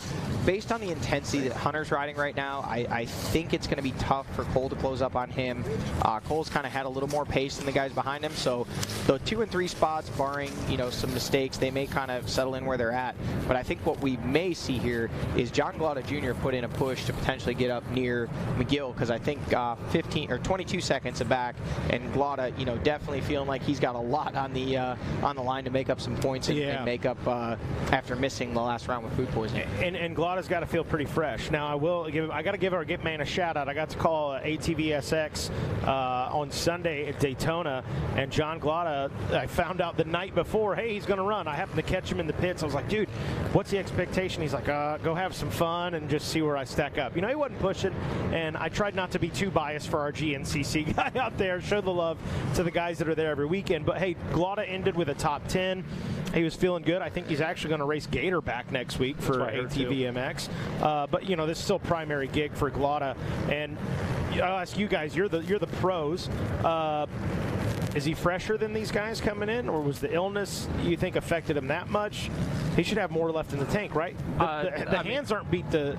Yeah, no, he kind of had the same thing. I believe him, myself, Kenny Schick, and a few others got kind of the same place, didn't you? I don't know what it was, what we all got, but I wasn't 100% today. It just takes a little bit out of the tank. When you get over the flu, you're just kind of not yourself, a little weak, and not 100%. But he's going to give it all he's got for sure. I want to know what happened to that 4 through 7 battle. They were all bumper to bumper. Now there's 20 seconds, 20 seconds, 15 seconds, and then Wilkin on Merritt. So I think Merritt might have tagged a tree, got Wilkin into the back of him, and then McGill and Glauda were able to split and put some time on him. Yeah, I think with Junior, you know, it's tough to say, obviously, but when you're sick like that, here we see Cole still trying to close that gap back to Hunter, but going to have to make some road up the road to get to him there. He's got, looks like it's probably about 10 seconds or better. We're going to see Hunter take a look over there. He does, and he's like, all right, where's Cole at? What do I got? Because at this point, Hunter surely wanting to move forward, but, you know, at some point you kind of have to come to grips with things, and, you know, now Bryson Neal been able to pull away from him, not only once, but twice. You know, he just doesn't seem to right now have the pace that Bryson Neal has, so he's going to have to just keep pushing just to defend from Cole Richardson. And again, things could change when they get into lappers. You know, this battle up front, even for the lead, could tighten back up, but right now, Bryson Neal just has a pace nobody else can match. But back to John Glada Jr., I think Cody, in my opinion, probably about spot on. Look at that. The gap is way opened up again. Out of sight. Yeah, out of sight. Can't even see him. I think Junior probably fresher in terms of not having to exert himself, but then, you know, you're just kind of depleted after you're sick like that. He couldn't keep anything down food-wise. You know, that's surely going to affect your energy levels. Didn't really get to do any riding or training this week other than obviously racing ATV MX. So I'd call it a wash, but I think as we get deeper into this, we may see Junior still feel the effects of that illness a little bit. But a building block still. Oh, yeah. And I mean, surely, you know, he could get himself up into a podium position if he keeps pushing, but he's going to, I feel like for him to get up and battle with Hunter and Cole or whoever it may be in the podium, and first he's got to get around Adam, which won't be an easy task because Adam's riding very well. You know, I feel like he's going to have to go pretty deep to do that. We'll have to see what he has in the tank. It'll be an interesting one right now. And let's not forget, if you're just tuning into Racer TV, Neal took a pit, Richardson took a pit, Hunter Hart, who sits in the 2 spot, did not pit. So he will have to this next time he comes around VP Racing Fuels Pro Row. So he knows, you know, and Cole Richardson likely knows that as well because they were close enough together that he saw Hunter continue on. So Hunter may be thinking in his mind, you know, hey, I got to open up this gap over Cole. And Cole thinking in his mind, hey, if I just stay just close enough to Hunter, I'm going to be right back on him or potentially pass him in the pits. You know, and we saw as Bryson Neal exited that Phoenix Racing Yamaha pits, he glanced over the right shoulder. He was looking at someone's pit. Did he look into Hunter's pit and not see the IMS quick fill out there and say, oh, Hunter's pitting next lap. Let me try and put a gap in between them now to just kind of hit him in the mouth. To me, it looked like a look over the shoulder just to see if anybody was coming into the pit yet. I could have been, but... I'm trying to build drama. Yeah, no, I mean, I don't think... maybe Bryson is that composed, but I look for a lot of things when you're battling someone. I mean, you can look for their body posture. You can look, again, around the track to see where they're at. I've never looked for a dump can. Well, I don't know. I mean, it's possible. We watched him in a turn and take the hand off the handlebars and adjust the camelback. Sure. So I mean, I've noticed some random things and told people after the race, like, what are you doing looking at that? How did you see that? Yeah, but I don't know that he would be necessary. I mean, it's possible. We could ask him after the race, but I do think that was a look over the shoulder, looking to see if anybody had made it into the pits yet. Yeah, and did we see him lock in yet? That's the real question. That's a good question. Has he locked in? I don't know that he's locked in. All right, let's keep cameraman. All the cameramen out there, listen. Make sure we get shots of the pits this lap because it could be the lap that Bryson Neal locks in. I love it. Cody, you know about the locking in. Oh, I've seen it. All right. I've seen it. Elbow tuck. Yeah. Locked in. Lockout, tag out. We've got it here at GNCC. All right, let's see if we can get a gap here on screen. We got, oh, they took, okay, let's see if we can get it. So around that corner, 29 seconds around that corner, just past the FMF banner, 35, 36, 37, 38. So 9 seconds is the gap right now. So he had him down to just a couple bike lengths after we pitted there. So it's not a huge gap, but 9 seconds. Yep. And once he gets out of sight, that's when it's really going to start to grow. So it was 54, so what's that, another 16 back to Cole Richardson. So not a huge gap, but again, if we use 10 seconds as a pit stop, Hunter has some pretty fast pits. I've definitely seen him, but 9-10 seconds as a pit, that would have Cole within sight, almost back to the rear wheels. Now we see in the 4th place spot, it is Junior. Still, oh no, it is, yeah, John Glada Jr. able to make up the time, get around Adam McGill, and so that is your number 4 and 5 5 riders as they come through. So he made up 22 seconds on Adam McGill. And it didn't really look like they were more than 20 seconds back from the leaders. So I'm interested to see Junior's lap time here. Yeah, he might be digging deep and closing things down here, getting closer to bringing the fight back to the front. I'm about to eat it coming across the creek. Waiting on the rest of the XC1 to come through here in the FMF PowerPoint. While we're waiting on those guys, I think where the camera is able to catch another shot. But anyways, show some love to the XC2 Pro-Am class. Brandon Owens leads after 2. Lane McCormick in the 2 spot. Tanner Walker in 3rd. Steve Harrell, the rider who's come in with 2 wins under his belt, just off the box in the 4 position. Kenny Schick in 5th. James Glotta, Jimbo, they call him. He's sitting in 6th. 7th is Jimmy.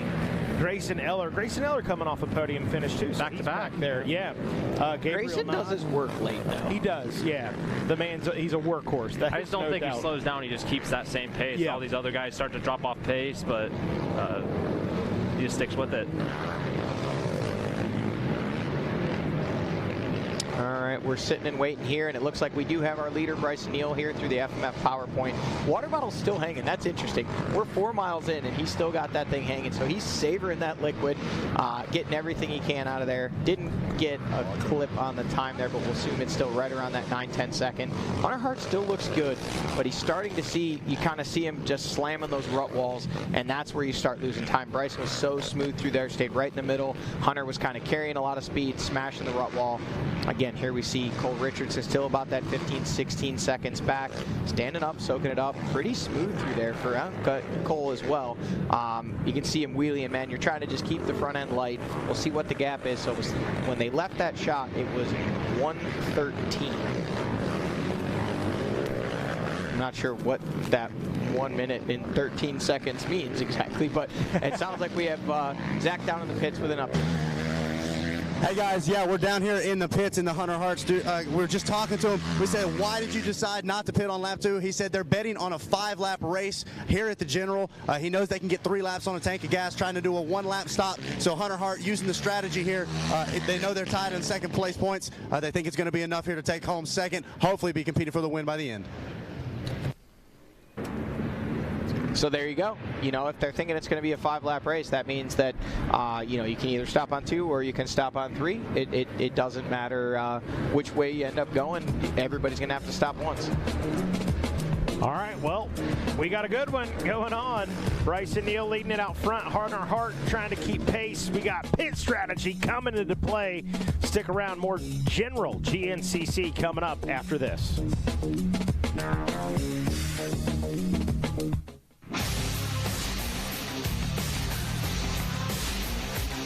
In the premier form of off-road motorcycle racing in the world, it's the beginning of a new era. 17 Supercross, 11 Motocross, and those 3 playoff rounds.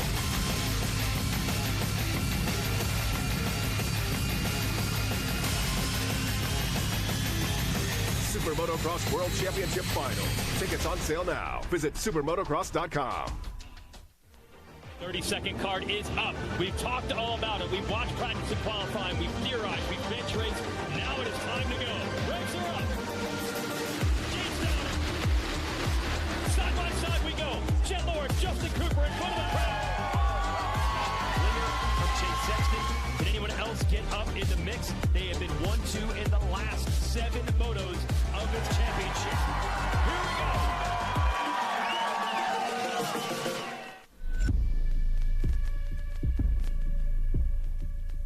Every race, every day, in every way. Print, social, digital, video, photo. Every race, every day. Every result, every story, every rider, everything. Moto every day. With Racer X.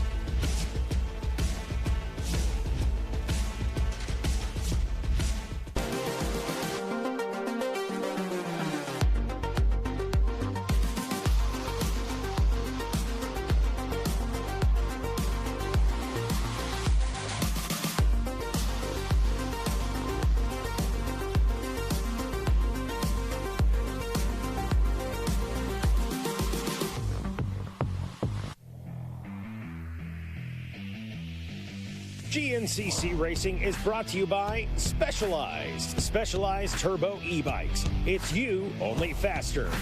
And Rocky Mountain ATV MC. Get ready.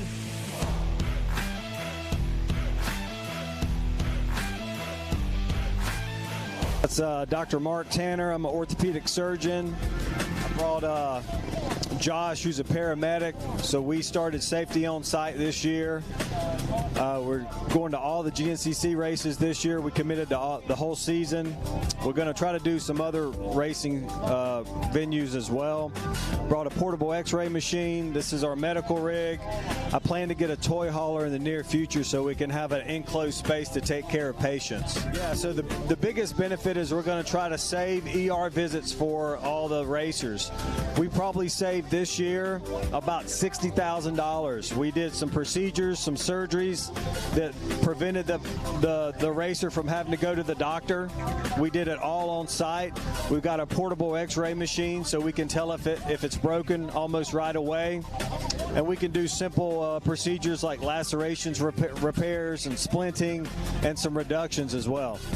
The biggest thing, we're a nonprofit, so we're 501c3 approved. So donations, we got little cards. Anybody we help, we'll give them a card. There's a QR code on it. They can go to the website and donate. So we're functioning as volunteers. All the donations are helpful to get us to the races, pay for supplies, and everything we need to do. It's like a small racing team, essentially, what we're running it like.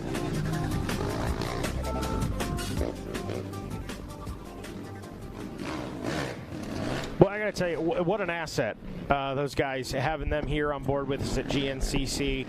Almost like an obvious thing. Yeah. But it took us this long to figure it out, I guess. But well, no, I mean, I think, here we see Bryson Neal on screen, Method Alley, and man, suddenly it seems a sense of urgency. He's going faster than we've seen him go all day today, at least I think, or so it looks on camera. So did Hunter Hart maybe close the gap back up, or did he decide this is the moment where he wants to make it official and just drop these guys? So we're at 7, 8, 9, 10, 11, 12, about 13 seconds is what the gap is now. So it's really opened up. Hunter kind of leaves that shot at 106.51. We'll see as we wait and watch for Cole Richardson. Oh, look at this. This is closed up a little bit. 51. He's got it down to about 11 seconds from 16. So he's getting into that window now where if he can close it up just a little bit more, he may be able to make the pass on Hunter Hart when Hunter inevitably has to fuel here in about another 4 miles. Yeah, he's keeping him close. Yeah, Bryson definitely looked like he's turning up the pace. I think he's just responding to the pressure. He's like, all right, I'm holding this pace, and you guys are still there. I'm going to turn up a little bit more, and you guys are... Look at Junior on screen already. I think he's the fastest guy on the track, possibly, other than Bryson himself, but he is... I think he's closing in that gap, coming from 20 seconds down off McGill to be 20 seconds off the leaders. Yeah, and Adam McGill's still hanging tough there in the number 5 spot. So it's... we'll see who is hanging on to 6. Will it be Josh Merritt? Will it be Wyatt Wilkin? Could it be Jay Shadron? Looks like it is... Merritt. No, that's Wyatt Wilkin. Yep, so Wyatt able to move up to that 6th place spot. He gets around Josh Merritt. He was only 0.8 seconds behind him last lap, so he's able to make the pass. And Josh still hanging tough there in 7th. Still has Wyatt there in front of him. And next we should see the headlights of Jay Shadron, the number 6 machine, last year's XC2 champion, kind of cutting his teeth back into the XC1, former XC1 rider. Took some time away from the sport, came back, won a Junior A championship. The next year comes back, wins XC2, and this year steps up to the front row in XC1 and has had some solid rides so far. All of his races have been in the top 10. Starting to see a little bit of pressure from behind, though, now from the number 14 of Chris Borich. And Mikey, one thing I want to correct, not correct, but clarify. When everybody announces, they always say that Chris Borich is the winningest rider of all time in ATVs. You're right. He is the winningest rider of all time in GNCC. Period. Across the board. You are right. He's won more races than anybody on ATVs or motorcycles. That's absolutely right. And he's earned that right, so let's give it to the man. Amen. I caught myself. I said that on the starting line. I heard it. Came out of my mouth. I said, not just ATVs. Yeah. It's overall, everything, period. Yeah. I should have corrected 75 wins. There's a couple other guys that I think Caleb Russell with right around 67, if I believe correct. Walker 73. Yep, Walker ATVs. 73. Bill Balance. Yeah, that's ATVs. Bill Balance has 67. Barry Hawk 67. 49. Caleb. Yeah, 67. See, I know these things. Here is Hunter Hart on screen, the number 2. As we last looked, we didn't get a split on it, but it looked like the gap had grown to about, did we say it was 15 seconds, I think? 13, 15? 13. Okay. You did say 13. Yep, so 13 seconds from where it had previously been 9. So looks like Bryson was able to open it up a little bit more. Obviously, we get the official splits when they come through the scoring loop, but we kind of like to do this on screen just to see what progress is throughout the lap. Hunter Hart pushing hard, and you know it's one of those things. 13 seconds is surely not a bridge too far to cross, but it's so frustrating when you put in all that work, you see Bryson pit, you get right back to him, and then he just kind of pulls it out again. It starts to kind of just take little chips away at your armor. Hunter, I got to give the kid credit though. He's incredibly resilient. He's good at just kind of turning it back up and saying, all right, let's go after him again. But look at this. Cole Richardson's starting to close it up even more now on Hunter Hart, and I think he may have the bit between his teeth and starting to say, okay, buddy, if I can be close enough to you, I'm going by when you fuel because I already did that. Yeah, putting himself in the right spot for when Hunter pits. I think that was kind of his game plan coming into the lap. Once he pit and seen Hunter go, he's like, all right, all I got to do, like Johnny was saying, just be close enough to make the move when he does stop. And give it's a free pass, free spot for him. So keep working hard to be in that spot. That's it. Keep him in the crosshairs. Take the shot, Maverick. Take the shot, Juice. I really need Cole to pick it up just a little bit to make me look smart because I mean he's riding incredibly well. He's right here in a podium spot. He's got Hunter Hart in his sights to potentially battle over that number 2 spot. But I really genuinely felt that he was going to take the fight to Bryson Neal today, and so far Bryson has just said, no, not today, boys. I got this. I'm gonna kind of pull away and run with it. He's already into the monster mile, and those guys are still in the section leading up to it. So yeah, the gap just continuing to grow. Yeah, it's $1 per second today, boys. Yeah, that's it. Yeah, and it's getting closer. See how every camera shot we have, Cole Richardson is getting ever closer, bike length at a time, to Hunter Hart. What was 16 seconds, then it was 11 seconds. Now it's about 7. Yeah, the yo-yo effect's gone. He's closing in now. Yeah. And last time Bryson Neal checked in with 2 laps completed. You guys can see on Racer TV there was about a 5.5 second gap. Yeah. Be real interesting to see what that is when they come in with 3 completed here in the next couple of minutes. We're at 25 plus as that run right now. You can just tell. I mean, it was 13 just a couple miles ago, and now it's 25 plus. So don't know if Hunter Hart's starting to feel the effects of that push, trying to keep up with Bryson, or if he's kind of just figured, hey, I'm going to have to battle Cole today, so I'm going to take a little breather, let the fight come back. There we see, if you look over, John Glauda Jr. So he may get a glimpse of these guys in the field sections because he is right about 25 seconds back of them, give or take. We'll see the exact distance at the finish line, but there he is. Can't miss that bright FXR gear, and he's pushing hard, pushing the pace, probably getting pit boards to let him know, hey, those guys aren't too far. You get up there just a little bit more, you might get to stand on the podium thanks to sponsors today. Yeah, he's probably hoping it's 5 laps a day more than about anyone. Well, I don't know. Coming off that sickness, would you really want that lap? Yeah, and that's something interesting that both of the races so far this year that have ended up being 4-lap races would have been 5 under the previous rules. Because of the rule change and the official race time, they both fell right into the category of being 4-lap races, and we may very possibly come into that situation again today. I think it's gonna go 5, but if we looked at 50 minutes at the completion of lap 2, the race only need go 1 hour 45 minutes. Right. Previously it was 1 hour 50. So if these guys slowed down just a little bit this last lap, or this lap, they could potentially this could be a 4-lap race. But we will see here. Let's do 5. I'm ready. I'm just going to call it now. I mean, we did e-bikes Friday night. We got daylight savings time. We spring forward tonight. Let's party till the sun goes down. Speaking of partying, let's talk about this guy, Adam McGill. Hey. You've talked about it. Is this a renaissance year for Adam McGill? Coming out P4 last race, tied for 4th in points, running in the 5th place spot as they run, still in sight of John Glauda Jr., still very much in the conversation for a podium, especially once we start to get into lappers and things change. Adam's a tough guy. He can just keep pushing, just keep fighting, and we might see him back up in there for a podium battle. Yeah, spoke with Adam prior to Big Buck, or at Big Buck, and he talked about his battle that he's discovered, hey, I got Lyme disease. He had to change up some things as far as his diet, the fitness plan, all of that coming into play for him. And I don't know. I mean, something's clicking for Adam this season. He finished the year on the podium at Ironman. He was stoked about that, said, I didn't know if I'd see one of these again. And he's come out swinging. He's not made the podium so far, but it's early, and he's been right there. And if you look at the points, he's sitting fourth right now. How many more years does Adam have before he can come race in the plus 45 class? We will broadcast that. I want you and Adam side by side. All right. Well, Let's do it. I don't think he's even 40 yet. I think he's 30, maybe 30. Yeah, he's a little bit younger than I am. So another 10 years. And I'm getting old, so I'll be in the 55 plus by then. So I guess that's not going to work out. But that'd get him some podium time possibly. But hey, he might get some today in the XC1 class, and that's it. Never an easy thing to do. Never an easy thing to do. Get on a podium anytime, anywhere. But this guy is working hard for it. Always a crowd favorite. Just such a likable West Virginia guy. He throws it out there that he's having fun. 35. Okay, that's 35. got to be a lap rider, right? Yeah, I believe so. I don't think anyone's wearing. Okay, I was like, it looks like yellow plates, so that would be a B rider. But he kind of ripped through those couple corners there, so it was deceiving. It looked like he closed in on Adam. He was trying to catch a toe there from the gator. But yeah, Adam always a crowd favorite. Plays it up for the cameras, makes everybody feel like they're a part of it, and he is definitely a staple here in GNCC racing.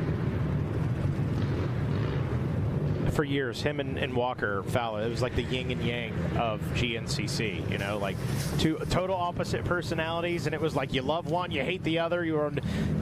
But that's good for sports. When we have that problem, in my opinion, in professional sports, it's only good from a fan perspective. I hate it. I know you do, Johnny. I hate that anyone feels the need to hate anyone. I agree. I hate that anyone feels the need to trash talk, the fans more so. Sure. To trash talk the adversary of their guy. Right. It just, to me, it goes against what sport is about.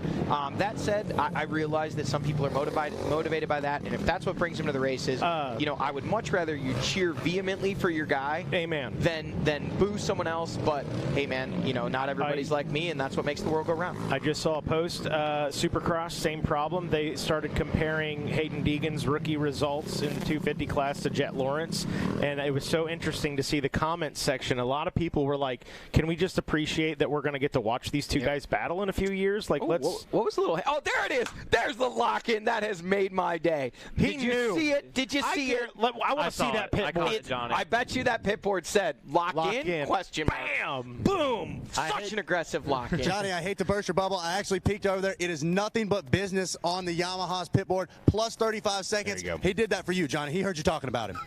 All right, we got Zach down in the pits. He's going to call it as these guys come through.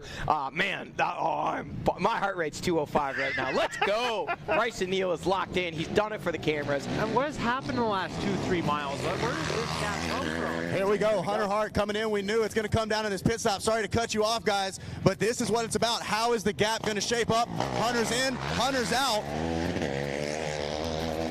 So a clean pit stop there for Hunter Hart.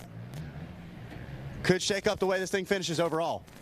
Yeah, there we go. So we saw the pass. Cole Richardson comes through, takes over the number 2 spot. Not only was he close enough, he was on him coming into the pits. So I think what happened there is Cole just ratcheted up the pace, was able to get to Hunter. Hunter obviously had lost some pace because we saw that gap grow from 9 seconds to 13 to 25 to, we'll see what it was. 35. There we go, 35 seconds. So it just continued to grow. And now over Cole Richardson.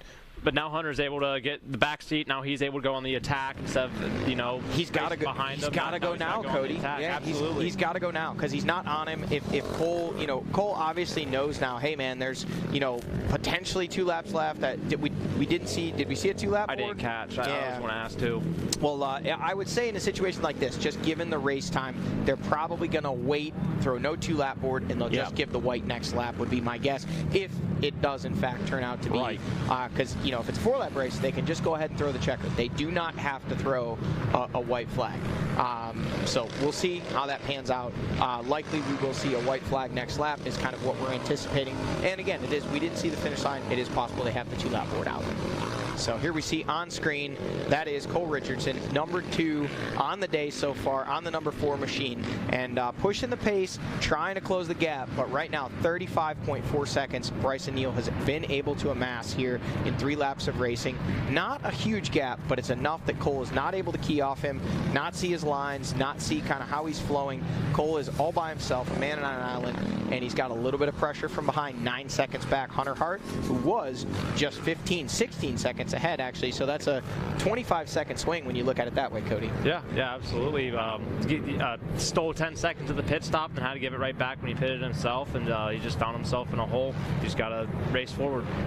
Yep, you know, the pit crew, they did their job. They said, hey, here's a strategy for us to get you back on Bryson, give you another chance at this thing. It worked. They basically put him all but on Bryson's grab bar. I mean, he was right there when they came through scoring at the completion of lap number 2, and it looked like maybe Hunter would be able to hold that gap, and unfortunately for Hunter, Bryson was just a little too quick, a little too smooth, and just boom, boom, boom, 2 seconds here, 2 seconds there. Next thing you know, it's a 25-30 second gap. He starts to feel the pressure from behind from Cole Richardson, and Cole gets right to his grab bar when Hunter pulls in the pit. Bryson just marches right by. Here is Hunter, still there in P3, looking like it's still around that 9 seconds. Hunter looking like he's really charging, knowing if he doesn't get to the grab bar of Cole Richardson, he's going to have a long day trying to make up that time.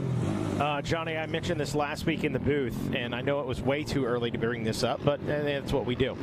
So it's round 3. So now it's officially not too long. Who does he look like so far this season? Does it look like anybody in particular? Maybe a 2017 dude who came 1 win shy of a perfect season?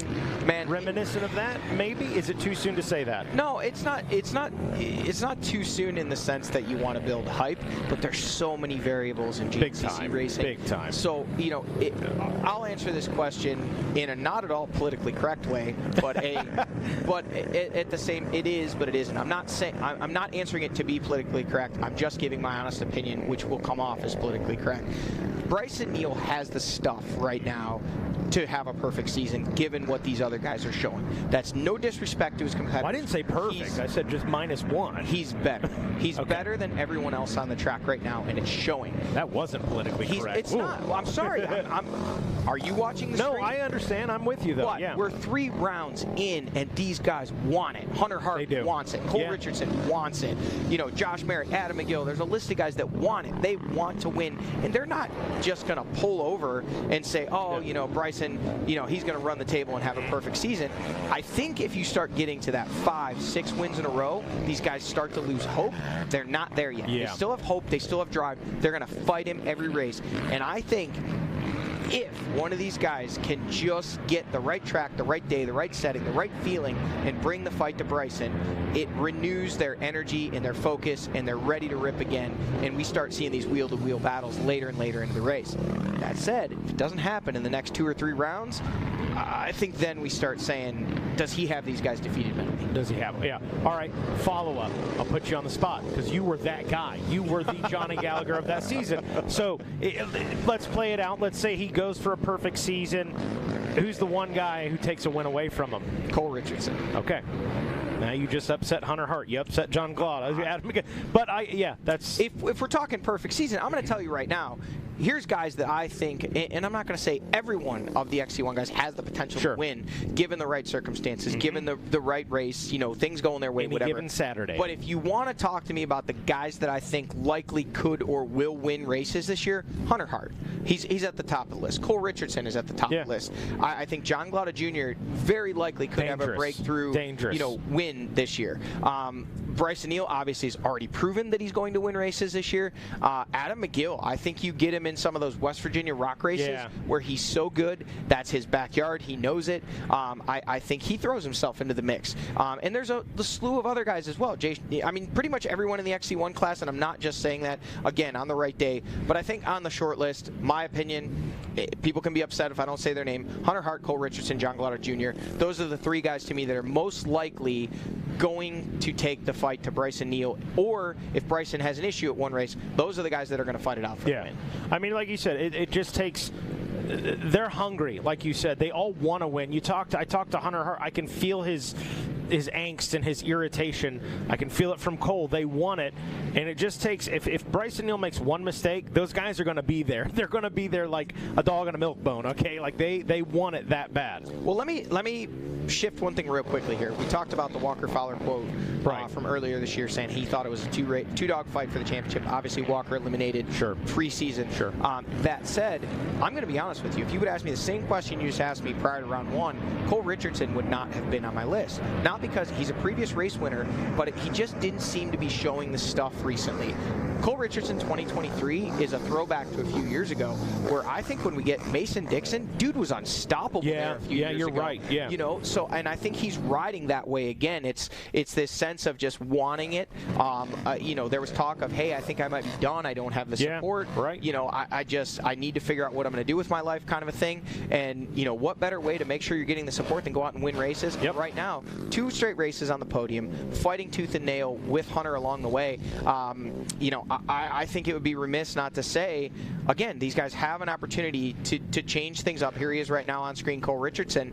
You know, what would that be? 4 weeks ago now, prior to round 1. Cole, hope you listen to this. You weren't on my short list of guys. You are now. I thought you would get podiums for sure. You know, you're a number 4 guy. You're always often on the podium. You know, but I didn't have you on my short list of guys that likely could or will win races this year. Now you're on it, man. So that evolves as you show your stuff. Oh, for sure. Like, you go good, you do well, people expect a lot from you. Mm-hmm. You kind of fall off from where you're expected, people start expecting less. That's just how it is. We're not making stuff up. We're just telling them how we see it. Calls them like a sees them. Yeah. Right. Cody, you've spent a couple years in the booth here now, and you know that, you know, you see things as a racer. It's not your personal opinion, it's facts that you're seeing on screen. Yeah. Like, when you can see someone's tired, you call it out. They can come back and say, why'd you say I was tired? I wasn't tired. Well, that's odd, because we had a camera on body you, language. and your body language. The elbows were down. Yeah, and the way you were riding and the mistakes you were. So why were you riding like that if you weren't tired? Oh, well, my suspension. No, you were tired.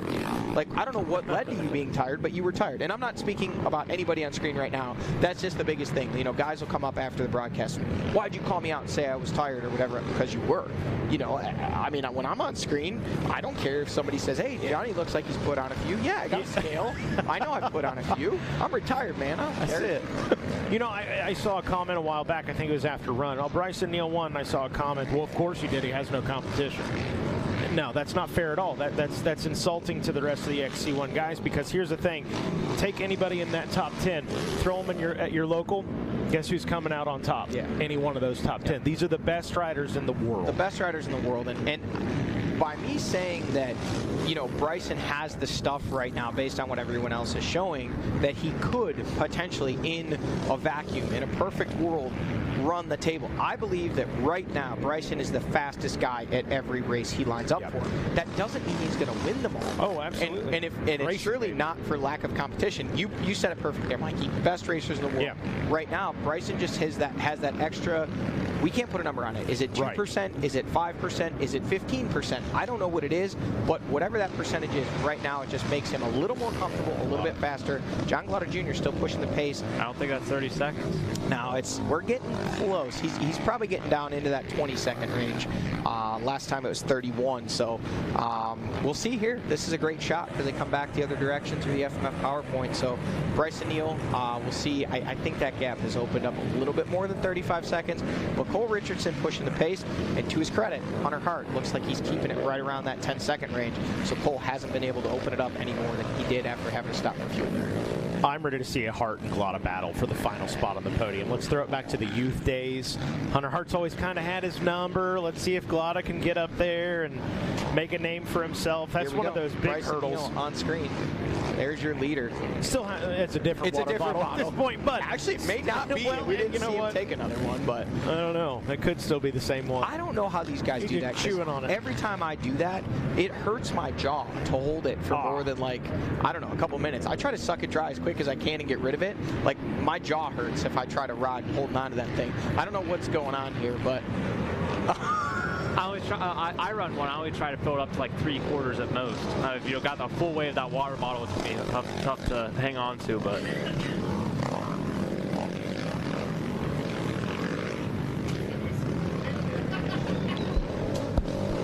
so we're watching the 4-mile mark here at the FMF PowerPoint. Richardson on screen now, come through in second place. And boy, yeah, Bryson, yeah, he's been stellar. Richardson, Hart, Glotta, McGill still in the top 5. The rookie, Wyatt Wilkin, back in the 6th spot, still trying to keep pace. There's Hunter Hart going up through the FMF PowerPoint. We'll see what the gap is. So 129.02. Hunter kind of went away. Oh, who's this? Jared McClure? Mm-hmm. It is Jared McClure in the pits. Looks like they're looking at the side of that machine. Something going on. Yeah, I wondered about McClure. I mean, you know, not a typical day for him at all. Was kind of back there in the top 10 at the back of the pack. Tough break. Maybe Zach or Jackson can get down there and get a word with him. What did I say it was? Was it 09? So 20. Yeah. About 10 seconds off. Yeah, so yeah, about 20-ish seconds, 22 maybe. But yeah, he was able to knock it down a little bit, and he has opened up a little bit more over Adam McGill. It was 19 seconds before. We see it has grown a little from there. Here comes not Adam. There is Adam. Coming quick. Oh, look at this. Wyatt Wilkin now has closed the gap up to Adam McGill. It was 10 seconds. Now he's got it down a little bit closer and looking like he's rallying late here, starting to put a push in that 621 machine. McClure looking like he has some oil on the swing arm. Yeah, hard to see exactly what's going on there. They're taking a look at something. Oh. It's broke. It broke. I know what's wrong with it. Ain't got no gas in it. Ain't got no gas. Yeah, they are getting an interview dialed up down there, so we'll get the word from the horse's mouth. All right, take it away, boys, down the pits. All right, thanks, guys. I'm down here with Jared McClure. Jared, what has happened? Quad got noisy there after we pitted. Thought it was maybe a vibration or something, but wasn't sure. And sure enough, a few miles later, it just quit on me. So thinking something mechanical, something in the motor, not sure, but wasn't able to keep going. All right, so you think the motor's gone? Yeah, it made a pretty loud bang, so hopefully I could salvage most of that thing and come back to Tiger Run. All right, guys, y'all heard it from the man himself. Back to y'all.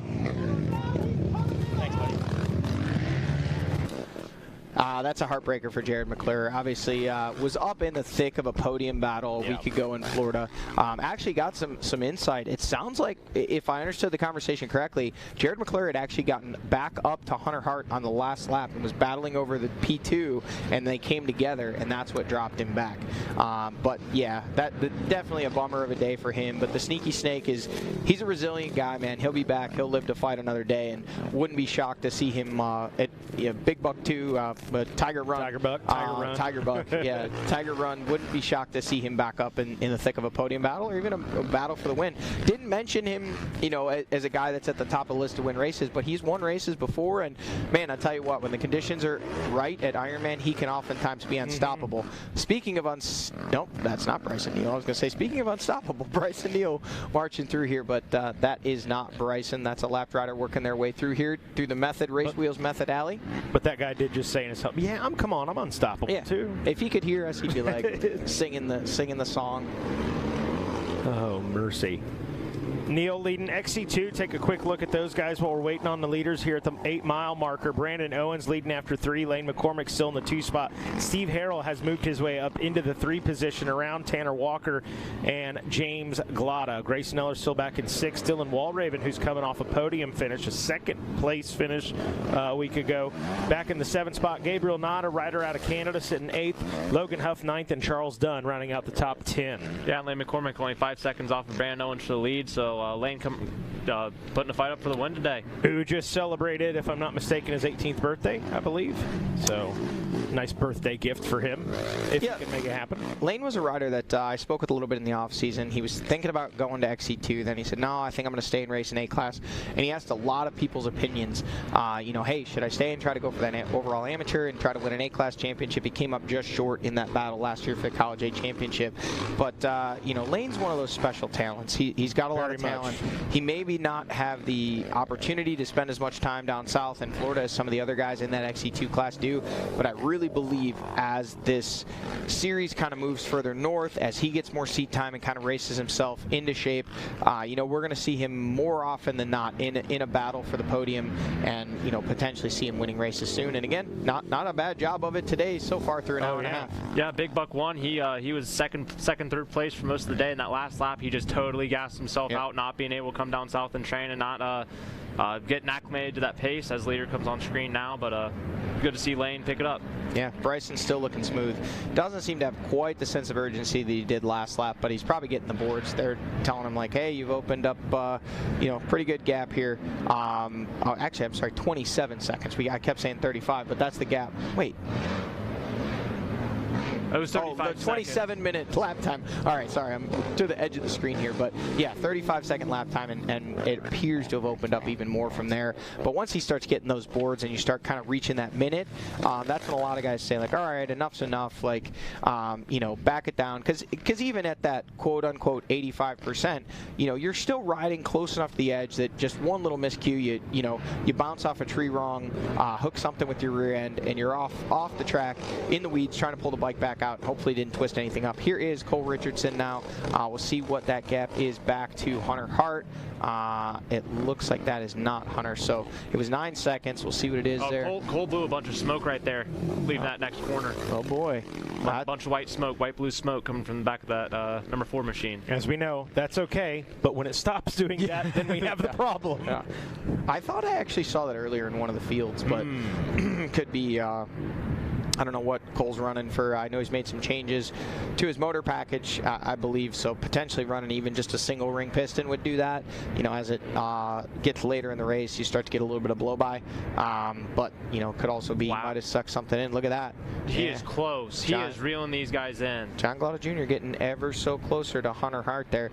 At 20 seconds now, looking at more like 16 or so. So we'll see when they come into scoring, can John keep this up? Is he able?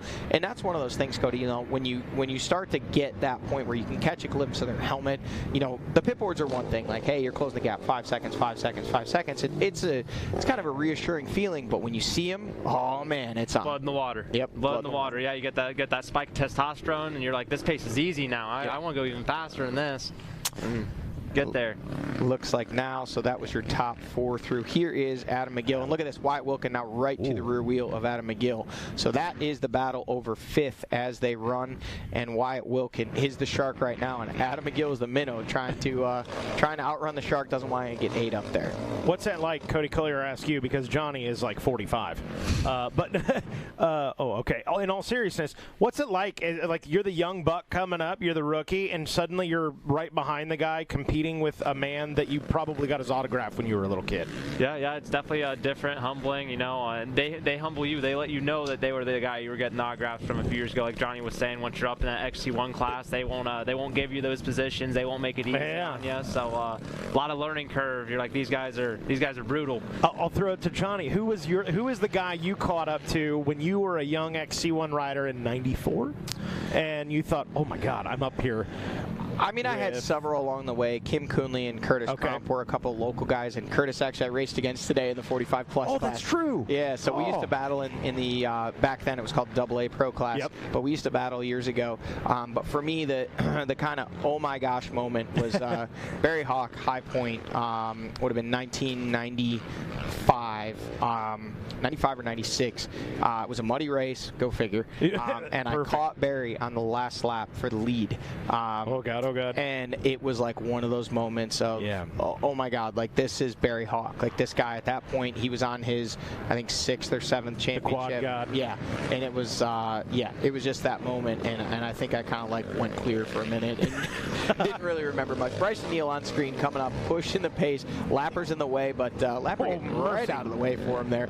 And that, you know, that feeling, man, when you're coming up on a lapper like that, you know, they have no idea what's coming. You want to give them the time to kind of give you room, but at the same time, Bryson's worked so hard for every second he's gained, every time he's catching a lapper. These guys don't know he's coming at this point. By the time now Cole Richardson in second, they hear Mike coming and like, oh, this is, you know, P2, I need to get out of the way.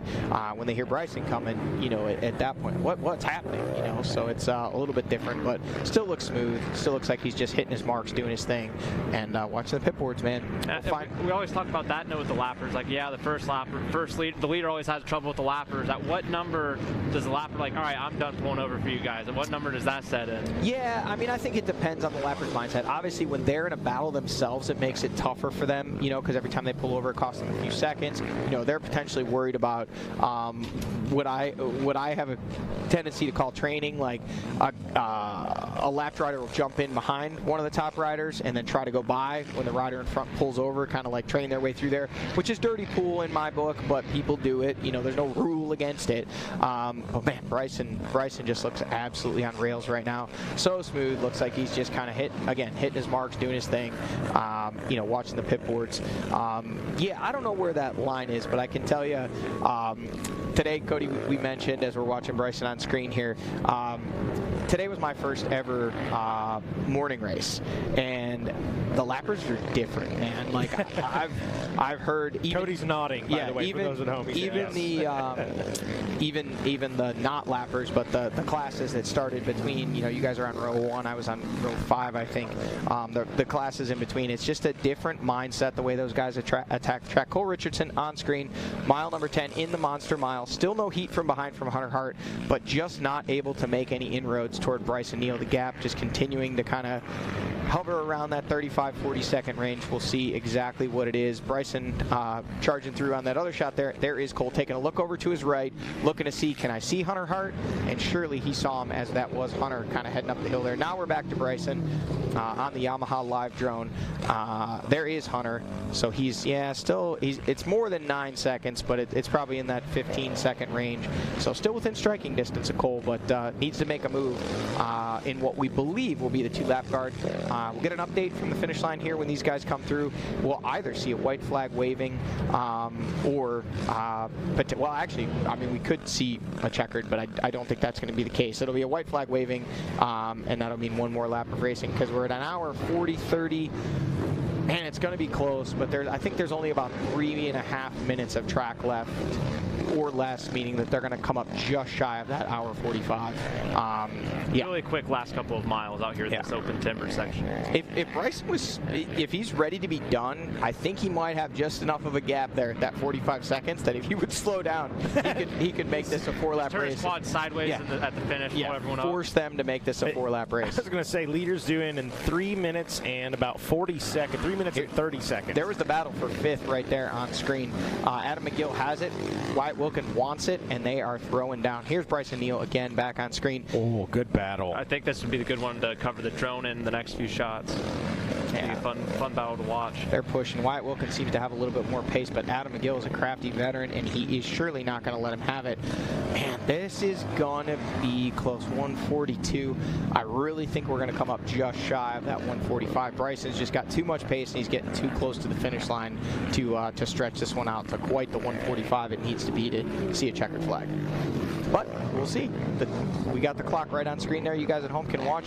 Keeping in mind, 145 is considered a complete race here in GNCC racing. A rule change from the 2022 season. Previously, 1 hour 50 minutes. Last year, it seemed like every race was just shy of that 150, and they would have to go another lap. We would end up with 2:15, 2:20 for the leaders, meaning that those poor guys back in the A classes are running 2 hours and 40 minutes. There were several races where the ATV race almost ended up being longer than the bike race. Because of the way it worked out. So they made a change to that this year, and again, it has actually affected the race time in both of the first 2 races, I do believe. And it might be closer than we thought. We're almost to 143 now, and he's still got a good little bit left here. Cody's down by the pond. He's still got that back section of pits. Yeah, he's got a few more corners here. Then he'll hit the mulch garden, and a couple of corners to go into the pro row to the finish. So Yeah. it'll be very close. And we may see. We'll wait. We'll watch with bated breath. Our buddy Rodney Thomas is not here with us, but bated breath is waiting, and hopefully he had a stick of gum or some, breath mints, because when you're bating breath, you want it to smell good. But that's true. Bryson Neal pushing the pace. Will he make it before that 145? Will we see this be a 5-lap race, or will we see a checkered flag waving ever closer to the finish line? Man, 2 minutes out. Cody, my gut tells me he's still just going to come in just a little bit too quick. I think he's going to be short of it, but we shall see. I think he's going to be just short. It is like if the track was lap 1 for us, this was us racing out there, I think so. But with how tore up the track is at this point, I think it's going to be just too slow for him. Yeah, plus 55. And the fact that they're giving him a board leads me to believe that they've already been told that it will be a 5-lap race. Yeah, that's the only reason you give them, other than good job, that close to the finish. Yeah, so they may have already made the decision thinking that they were going to get here a little quicker. But again, the rule says 145, so even if we're 144.59, these guys technically get out there. Should go another lap. Go. Yeah. And it's looking right now, it is going to be shy, because he's got just that one straightaway, one little section of woods. He's about 45 seconds or less from the finish line. Dang, Johnny, that's good. Computer, as you said 45, click to 44. You know your stuff, dude. That's impressive. Well, we'll see. You've done this for a few years. Yeah, a couple, 2, 3. He's got this one little wood section left here. He does still obviously have to go through VP Fuels Pro Row. 20. Yeah, man, it's going to be close. Oh, well, look at this. There's your answer. A little splash of fuel. I wondered that if he'd get a little splash of fuel right there. And interestingly enough, I think that fuel stop may be enough to push him to just at 145. Maybe that's what they're thinking too. I'm not sure how much he dips into these woods. Yeah, I mean, it's just the same section we ran. 20 seconds. Yeah, man, it's going to be so close. this finish line corner's tore up. Yeah. You can't grease it. 51, 52, 23. Oh, he's going to be so short. White flag. Get a screenshot of this. 2 seconds. 59, yeah. 2 seconds left, and they send him for another lap. Man. Hey, Bryson, you controlled the race, man. You could have slowed down 2 seconds, and they would have thrown a checkered flag. So for those watching at home and for those in the back of the pack here for the afternoon race, if you complain that we ran 5, blame the #1 machine of Bryson Neal. The funny part was a lot of people last year were blaming Bryson Neal and Walker Fowler. I know. Saying that they were going too fast, and that's what was causing. It is so silly. Cole Richardson in the pits. So that's interesting. 2-stop strategy for Cole Richardson. Probably, again, safety, just making sure, these guys thinking they think they can do 3 laps, but they want to make sure. We saw he had a pretty comfortable gap built up over Hunter, so why not take that little insurance policy and take a gallon of fuel or so. Bryson Neal on screen from the Yamaha Live drone out front. The gap at the finish line, Cole's not there yet, so as soon as he gets there, we'll get that gap. Mikey, if you hit refresh, we should be getting close on that. Minute 4. 1 minute, 4 seconds. So that's the gap as it opens up. Just Hunter Hart now through. What's the gap there? It's 4.3. Back up to Cole. Yep, so he's the fuel stop. Again, telling the tale there. Hunter able to get Junior only 10 seconds off of that pack. And there you go. John Glauder Jr., 9.8 seconds back. Boys, we got a barn burner for 2 spots on the podium and 3 dudes wanting it. We're going to have us a brawl. Yeah, and now I'm excited about this last lap because now we get a chance to see Hunter Hart. He knows. He's right there. 4 seconds. That's not a huge gap. He's right in the fight. Well, one of you had said earlier, hey, I think John Glauder Jr. is probably wanting this to be a 5-lap race. I don't remember if it was you, Cody, or Mikey, but whoever said it, this could be the difference, because if it would have finished right then, he would have finished 9 seconds off the podium. Now he's got 1 more whole lap of racing to throw everything he's got at Hunter Hart and also at Cole Richardson to say. He was 40 seconds off of these guys at one point. McGill was 20 seconds off of them, and he was another 20 seconds off of McGill, so he has closed 40 seconds in on this pack. And the question is, how much energy has he used doing that? Do you think he's still got anything left in the tank? And at some point, it's just adrenaline. even if you're out, like you're like, hey man, I caught these guys. I'm not going to let all this work go for nothing, and I'm just going to keep digging. Right now, I think John Glaude Jr. in the catbird seat, nothing to lose. Hunter Hart's kind of in that tough spot because, you know, he's got to pick up the pace to go after Cole if he wants second, but at the same time, he can't do anything crazy or he loses that final podium spot to John Glaude Jr. So here we see Bryson Neal on screen. Again, minute and 4 seconds out front, kind of managing the race as we've seen him do through 3 rounds of racing so far. He kind of has controlled this one from very early on in lap 2. Josh Merritt leading lap 1. Hunter Hart was there in P2, made that mistake. Bryson Neal able to zap him, taking the 2 spot. As soon as lap 2 got started, they got out in the field right by the start.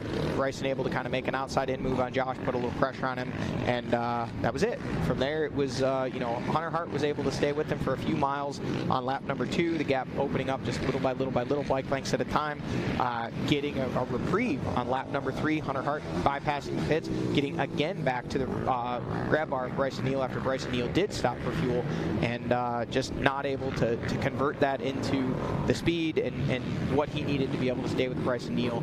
Now that he's out front, Bryson Neal just continuing to just add to the gap. You know what that tells me about Hunter Hart? He's like, the strategy's there. Yep. Hunter Hart is trying to throw anything he can, including pit strategy, at Bryson Neal. So that it's not for lack of trying. No. You're right. It was a smart move by Hunter Hart. Because let's face it, at that point, you know, Bryson's pulled away from you. It's going to be very hard to close that gap on your own. Yeah. But again, we've talked about that mental draft. Cody, you talked about it, being able to see their tire placement, their line choice, what they're doing. You just use so much less energy. So, hey man, let's roll the dice, let's gamble, let's get back to his grab bar. Maybe we can put some pressure on him. Maybe we can learn. Maybe we can stay with him. Didn't pan out, but nothing gained, nothing lost. Yeah. You know, it was just kind of he ended up opening up a little bit of a gap over Cole Richardson. Don't know if he kind of went too deep there on lap 2, and what ended up, or lap 3, what ended up happening, Cole Richardson caught up when when Hunter stopped for fuel. Cole was able to ride by, but now, you know, again, only separated by 4 seconds. They're right back together. Presuming we didn't see, Hunter likely did not stop for fuel there on the last lap, because obviously it was about 10 seconds, give or take. Cole came in, pitted, and they came out 4 seconds apart. So just a quick splash and go for Cole Richardson is what allowed that gap to be closed up a little bit by Hunter Hart. Can he stay with him? Will John Glaude Jr. throw himself in the mix? So many questions here as we got less than a lap of racing left. Bryson Neal on screen, weaving his way through lappers. This is where lappers start to get a little thick. And at this point, you know, hour and 50 minutes into this one, these guys are tired. Man, it's just so fun watching Bryson Neal work that Phoenix Racing Yamaha around the track so methodically. Yeah, I'm just watching the line choice, how the track is dug up for me and Johnny's race this morning, and just seeing how they're having to, all the little things that they're doing just to carry that speed. Yeah, it was definitely an eye-opening experience for me to race a morning track. I was like, where's all the bumps? It was nice. The first 2 laps were great. Obviously on lap 3 and 4, we started to get some kickers, started to get some ruts, but yeah, lap 1 and 2, it was like, wait, did they pave this place since we raced here last? It was definitely nice. Bryson Neal still pushing, still, you know, again, we talk about it, Mr. 85% out there, 85% in his way to more wins, 85% in his way closer to a second consecutive championship. Again, we're round 3 of a 12-round series. We're not giving away titles yet. We're not giving away perfect seasons. Yeah. But all this guy can do is go out, put himself in good positions, use good race management, and win week in and week out to have that conversation. DYJ, I showed Bryson Neal the all-time wins list for ATVs last night, and he's closing on the door. We got to do some double checking because someone had messaged me, and I had thought he had either passed or tied Adam McGill on all-time wins at 18. Someone said, I think it's 19. So we need to double check that. But nonetheless, he could catch or pass Ironman Bob Sloan this year on the all-time wins list. Bob Sloan with 24 career wins, and Bryson, his eyes lit up, and he got those pearly whites out there, and he's like, those are some big names to be up there with. Yeah. I mean, that's part of GNCC history. I just think it's funny looking at the win difference between the top 5 in quads and the top 5 on bike, just how dominant different ATV racers have been versus how like spread out the talent has been over the bikes over the years. That's a real good point. I mean, you got to look at it. If Bryson Neal can continue to do what he's been doing the last couple of years and he moves into that 5 spot, you could very well have, when Walker comes back, 3 active riders in the top 5 all-time wins. That's pretty impressive. Yeah, absolutely. And, you know, it really speaks volumes. I mean, you look at someone like Bryson, how phenomenal he's been the last couple seasons. Obviously, unfortunately, 2021 cut short with that injury. But, you know, he's been winning races for a good little while now, and he's at, you know, approaching 20s. It really puts in perspective. You know, Chris Borg, 75. For sure. Walker Fowler, 73. Like, yes. Wow. Like, you know, you start thinking Bryson Neal dominant, and then you think, and this isn't, he's early in his run of wins. But admittedly said, I'm not going to stick around in this as long as Walker to be able to get up there in that conversation with Chris and Walker Fowler. Yeah, that's it. Just kind of puts things, because right now, I mean, he's the man. Like, oh yeah, he's absolutely killing it. He's doing everything right, and to me, you know, I've just kind of noticed. Obviously, it's easy to have fun when you're winning, but to me, Bryson really seems to be having fun at the racetrack this year. You know, bought an RV so he could stay at the track. Kind of, you see him palling around with more people. It's almost like the weight has been lifted of, you know, him wanting that championship, feeling like he could win that championship, and now it's like, hey man, I've done that. Definitely want to win more of them. Not sure how many, but I'm having fun. Let's keep winning. But it doesn't seem like there's that. I don't know what the word is for it, but it doesn't seem like it's a chore or a task for him anymore. It seems like it's a joy for him to be here, and man, that's dangerous. Because scary. You take a guy that's already this dominant, and then he's like, "Hey man, I'm having a lot of fun." Yeah, that's a recipe for disaster for the rest of these guys. That's it. Hey, I say it. When the day this no longer feels like fun, I'm out. Yeah. Once this feels like work, I'm out. So Bryson Neal, I think any professional athlete in any sport, you got to have some of that. If it's not fun anymore, it's time to do something else. Yeah, and I think, you know, and I can only speak for myself. Like, I had a very, very long career, more so like closer to like what Walker and Chris have done. Not comparing myself to them, but in terms of the length of a career. Yeah. I mean, I've won win to their 73 and 75, so I think we're in the same conversation. For those of you at home that don't understand sarcasm, that's what that was right there. But CYA moment. That said, you know, I definitely got to points in my career where the fun factor just wasn't there for one reason or another. You know, and you have to be able to find that fun to make it fun, because it's a lot of work, man. What these guys are doing is hard. I don't want to sound like I'm preaching, but folks at home, if you haven't raced a GNCC, if you have an ATV and you're a fan of ATV racing, come out and race a GNCC and experience it. Because whether you're racing C-Class, B-Class, an age class, a youth class, whatever it may be, you are going to find a new level of suffering. You might just fall in love with it. That's what happens to people that come out here, and it's so much fun finding out what you're truly capable of. That, for me, was the addiction. It was like, how far can I push myself? How much can I endure and come out and still enjoy it? You know, I said this year for me was going to make it fun. Today there wasn't that kind of like, it was a different kind of suffering. It wasn't a physical suffering. It was just getting used to a new race with new people out there and trying to figure out like where I fit into it all. So it was kind of just finding a pace, finding a way to ride a track that was so different than what I'm used to. For Bryson Neal, you know, he's gone from being chasing, that's fun. I want to get to the front. Here he is on screen. FMF PowerPoint. Bryson Neal.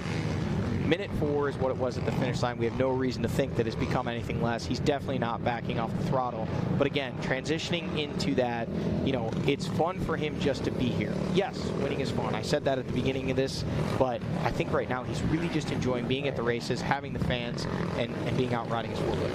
Amen. Amen. Watching the FMF PowerPoint here at the 4-mile marker.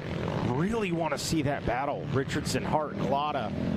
McGill's about a minute back there in the 5 spot. He's got Merritt on his heels, but what happened to Wilkin? That's a good question. Wilkin falls behind Merritt and McGill. My guess would be that he might have tagged the tree there, if we're guessing. Yeah, or had some kind of a setback, because that's a consistent, or a pretty big. What do we got there? McGill 1 minute, so 2 seconds back. Yeah, that's 20. Yeah. From Glotta, I should say. Yep. But yeah, man, I want to see that battle. I want to see Richardson, Hart, and Glotta. Come on, boys, where are you at? Here it comes. It's coming, baby. It's got to be coming. close. We're down to it. I see some fast-moving ATVs coming. It's Honda. Those don't battle for podiums. Johnny's a Yamaha guy. They're all three right together. It is still the same running order, but they are now glued to each other. And again, for those at home, sarcasm. We know that Jared McClure and Adam McGill was in a podium battle earlier. Look at this. We're told we may have some drone shots of this, folks. So if you're at home and you're watching this, that battle you just saw on screen, we may chase that all the way to the finish line, another 8 miles as much as we can. We're going to check with a word from our sponsors, and we're going to be back with more racing action after this.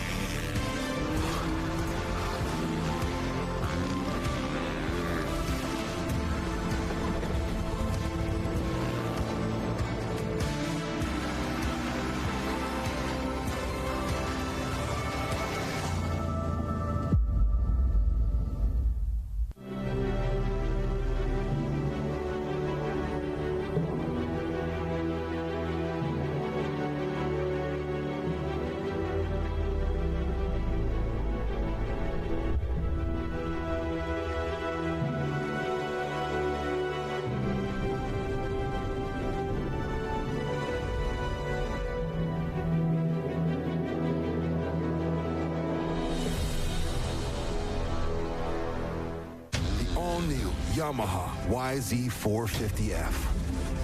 Narrower, more compact, and lighter. Built to do one thing: go faster.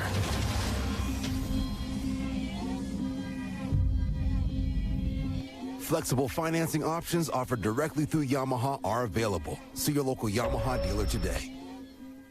Born of family values and a homegrown work ethic, Cometic Gaskets seals your machine so you can focus on the finish line. Cometic Gaskets are the competitive standard for racers who demand the very best. Cometic Gaskets are constructed from superior materials designed to perform in the most demanding environment. Whether it's championships on the line or a day in the dirt with friends, professionals and enthusiasts depend on Cometic. Cometic Gaskets, sealing championships since 1989. AMSOIL runs on freedom and has since 1972. We punish our products firsthand in our world-class laboratories and beyond, because some things can't be learned from a test tube. Run with us.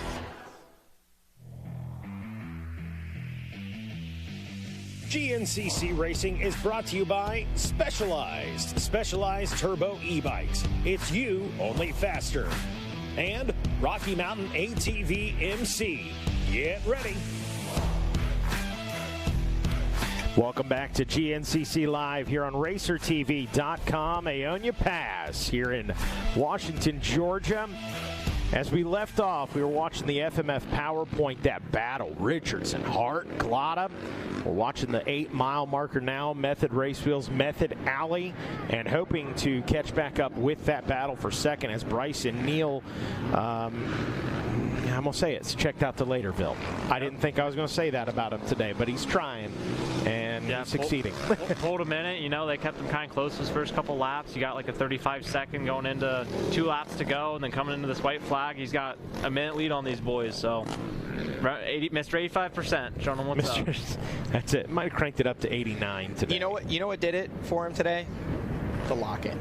I mean, the minute he did, dude, on cue, the gap went from 35 seconds to a minute 4. All he had to do was lock in. Once he's locked in, boom, 35 seconds right there. I think it's the leader on screen now. It is. It's, lapper coming for him. Yeah, look at that. Dude, yeah, he was right there for a second. I'm like, That's one did of he those go down Mid-East somewhere? guys. What's going on? I can't think of his name, but I recognize him. He's a Mid-East racer, so he's getting lapped by Bryson Neal. He's like, hey, man, if I chase him long enough, maybe I can catch the guys in my class. That's it. Maybe I'll get on camera for Racer TV, get my 5 minutes of fame. Hey, he checked one box right there.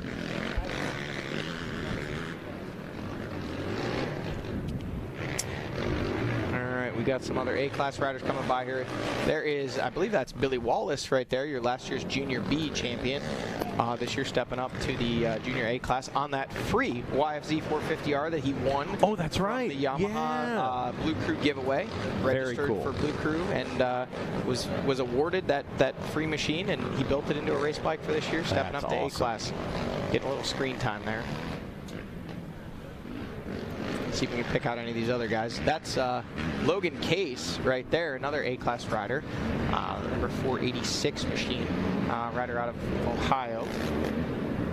We're waiting and watching. We've seen our leader come by. For those of you just joining us, we're going to try to get some drone footage of a three-way battle over the two final podium positions. Bryson Neal, free and clear. Now Cole Richardson has opened up a little bit of a gap. It looks like it is still Hunter Hart there in P3, but heavy pressure. There's that smoke again.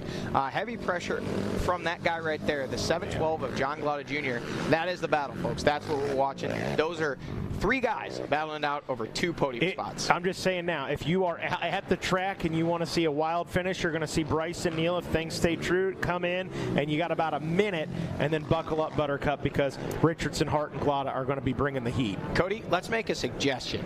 8 mile marker. You know what these guys are coming up on? They're coming up on what used to be the FMF Power Point, that creek crossing. There's about 4 lines through there, and that's where we're going to see that battle come right off the hook. Just coming, you know what I'm talking about? Coming down into that ravine where we see the up downs there. Used to be the FMF Power Point.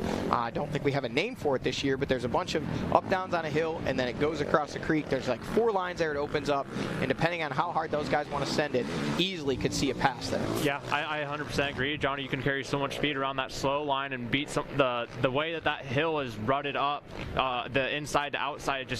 It's terrible. The further right you go, but it's the shortest line, so you can see someone go hero mode and dive for one of those insides. Yeah. Absolutely. And you got to throw lappers into the mix. I mean, there's a lot of tight pines through that section there, so we'll get that drone up in the air. We'll bring that battle to you live. You'll be able to watch it here on Racer TV. Nothing more exciting than that. You got 3 guys fighting over 2 podium spots. You know, if you like to see good racing action, make sure you fill up that adult beverage. You get the popcorn, because we might even get to see some contact. There's Josh Merritt. Yeah, there's McGill and Merritt. Merritt was touching McGill there. Yeah, so McGill was able to get back, or Merritt was able to get back to McGill. So that is now the battle over a top 5 position.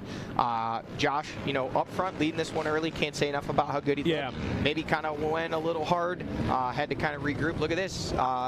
Looks like there is Wyatt Wilkins. So whatever happened, he is back and going, still in the fight. But, man, he's going to really have to put in a good couple solid miles to throw himself back in the mix there with Adam McGill and Josh Merritt, who are battling over that number 5 spot.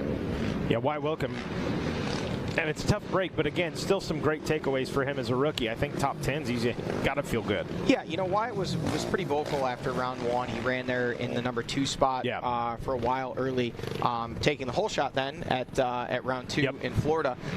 You know, and he said he learned a lot at round 1. He didn't maybe get the finish that he wanted, finishing a little further back than kind of what he had hoped for. But at the same time, I mean, he said, by being up there with those guys and battling, I learned what not to do. The mistakes that I made, obviously Florida kind of went off the rails for me at a bent axle, and I guess he broke a wheel and the tire filled up with sand, so when he was riding it, it looked like he was riding a bucking Bronco. That bike was all over the place, but brought it in for a finish, got a few points, and here he is in a solid 7th place position today after, you know, just a lap ago, putting pressure on Adam McGill for that number 5 spot. We'll see if we can get a word with him after the show so we can bring you guys the update, or check his social media. He'll probably have a rundown of how you go from putting pressure on McGill for 5 to kind of alone in 7. I'm guessing that may have involved a run-in with the tree or getting himself off course in some way. Yeah, I got to talk. Here's Borch on screen now. It looks like he's past the headlights of J-Shad right behind him. There's still a battle there, but that is your battle over 8th and 9th. Right now, it is Borch. He's gotten around. He was 5 seconds behind Shadron. Now he's taken over the that number 8 spot. And then here's our leader on screen now, coming through the Monster Mile. Yep, the Phoenix Racing Yamaha of Bryson Neal. Just a few more miles to go. We're at the mile marker number 10. 12 miles is the course here today, as it's marked at least. And Bryson's just kind of clicking off the corners at this point. Probably starting to think about what the celebration is going to be when he makes it to the finish line. Is it going to be the, is he going to chuck him the deuces? Is he going to, what did he call it, the 4 for 4 a couple years ago? Wendy's 4 for 4, or is it Arby's? Yeah. So that there he is. The maracas will be out though. That look like, we think they're chicken legs. They are maracas. Our battle. Right here we go. On screen, Cole Richardson. Right behind him, kind of bottom of your screen, Hunter Hart. Just behind him, John Glada Jr. These guys, all 3 or 2, and there you see the front end of Glada Jr. sneaking in here. Look at this, alternate lines. Cole Richardson going around the bottom side. Hunter Hart up top. John Glada Jr. getting on the gas. They're going to come out real close, but I think they're going to come out in the same order that they were. Somebody tell them we were hyping this up. They got to be close. No, that's not the spot. This is not the spot. The spot's coming up. It's after the Monster Mile. Well, we got gaps though. They got to close those up. But you think there's some opportunity still left? There is. Cole Richardson, at the gap that he has, is safe. He could take any of those 3 lines and still come out in front, but Hunter could come out like right on his rear wheels. Looks like Glada might be close enough to throw a move. Cole Richardson still smoking. Glada is close enough. If he sends one of those lines, he could absolutely make a pass on Hunter Hart here, and it looks like he knows it because he's pushing, trying to get right to the rear wheels. Let's watch this one. It's going to be fun. We got one more up-down. When they make the right here, this is where they go down to the creek, right, Cody? Yeah. Oh, yeah, absolutely. Yeah, you see where they've got a line that splits off to the left. Yep. So here we see the difference of lines as they come up. Okay, making the right. Cole Richardson is in. John Glada electing to take the same line as Hunter Hart. Oh, they've got a nice little creek hop now. I didn't even see that for our race. We didn't have that. It looks like the junior's not close enough to make a move, so he's doing the wise thing and taking the fast line to stay close for the next line. Yep, and there's an outside line coming up here too that I saw on the last lap finally. Looks like these guys have taken it. If you look, that's actually a lower line than we were running. I saw it on the very last lap. Saw a couple guys over there, and it kind of hops in. Is that a lapped rider, or has he gotten to the back of Cole Richardson? Hard to tell there. That rider's moving pretty quick. Yeah, look at that. Hunter Hart now onto the rear wheel of Cole Richardson. So this 3-way battle far from over. Less than a mile remaining, and these guys are wheel to wheel to wheel to wheel. I wonder what happened there where Cole lost that time. It didn't really look like he came to a stop or anything. It looked like he was slow for a couple of corners, trying to adjust something maybe. Couple different lines in there. He might have taken that upper line, which is slower. It looks better until you get to the end of it, and you got to kind of chicane through those trees. Might have thought he had a hot line there, and it didn't pay off for him. But look at this. Hunter Hart now putting all the pressure on the rear end of Cole Richardson, and there's, man, tough to pass through here, train tracks, but we'll see if anybody's got something up their sleeve. Maybe a line they've been saving. All of this coming down to just these final few, not even miles, final few quarters of a mile going to the finish line. Carrying all the speed right now. Hunter Hart looking for opportunity. John Glada Jr. there as well. I was going to say, there is Glada finally on the rear wheel of Hunter Hart. It is a 3-way battle. Call it for the 2 spot. This is a battle for second. It is. Absolutely. Man, Richardson's done a good job so far. Got to have a little bit of defensive riding left in him before the checkered flag here to hold him off for the 2 spot. And you got to think big picture. Let's say Bryson Neal runs away with it. Between Hart and Richardson, they're in a battle for that number 2 national number for next season if it continues to play out like it has through these first 3 rounds. Well, yeah, right now they're battling over second in points. Cole Richardson has it as they run. Hunter Hart wants it. Yep. John Glada Jr. desperately wanting to be on that podium. Was so disappointed after round 1. I really think he would be in the talk for that top 2 spot too if he had not been out sick last weekend. He had really strong showing at round 1, got 4th place. I think he would have been another 4th place at Florida or so, and he just... Guys, keep in mind, coming up here, Cody, is where Cole Richardson had that line earlier in the race that nobody else had used. You said, you took it to show it to him. I did. During the morning race. That is coming up here, so, could that confuse Hunter Hart? Does he follow Cole Richardson? Does John Glada Jr. sneak through? through? Does Cole clip something in that line and Hunter Hart goes by?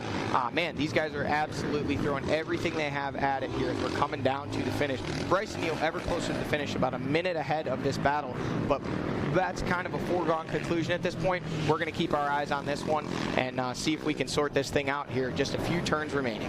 Yeah, to let you guys know, Neal out front, he is your leader and due in here in about 30 seconds to the checkered flag. But as you said, Johnny, we want to watch it. We know how that's going to sort out. We'll probably catch a clip of him coming through the finish, but this is the battle we want to follow into the finish. All little mistake right there by Glada.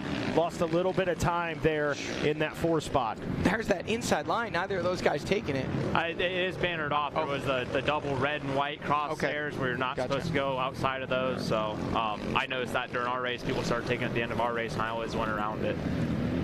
I never saw the line. I guess I have tunnel vision. All right, Cole Richardson has the 2 spot. Hunter Hart wants it. This is it coming down to the final battle. I keep wanting to say miles, but we're down to just a few hundred yards from the finish. John Glada Jr. in this battle. Oh, look at this. Cole Richardson gets sideways.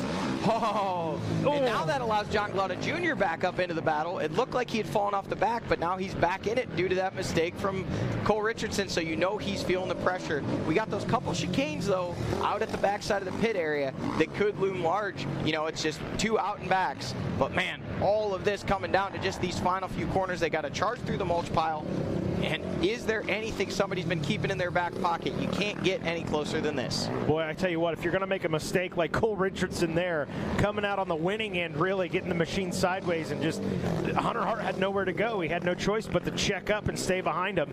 As we're going to go screen and screen right here, Bryson Neal will bring it in for the win, making it 3 in a row here in Georgia. Congratulations to the Phoenix Racing Yamaha ride of Bryson Neal as we turn our attention back to the battle. Watch this corner right here. We've got about 3 corners here that you can outside in. Hunter Hart, but John Glada Jr., these guys kind of all running the same line.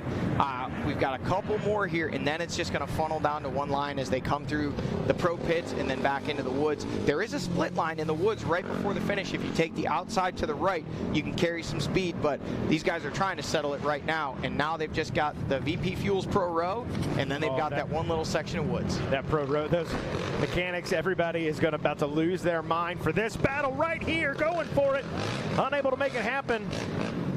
Hunter Hart trying to square him up. Little love tap. Going for it. Here's the split right here. There's a left line and a right line. When they go into the woods here, looks like both guys deciding to go left there. Man, what a battle, though. And hats off to Cole Richardson, Hunter Hart, and John Glada, all fighting, all looking for opportunity.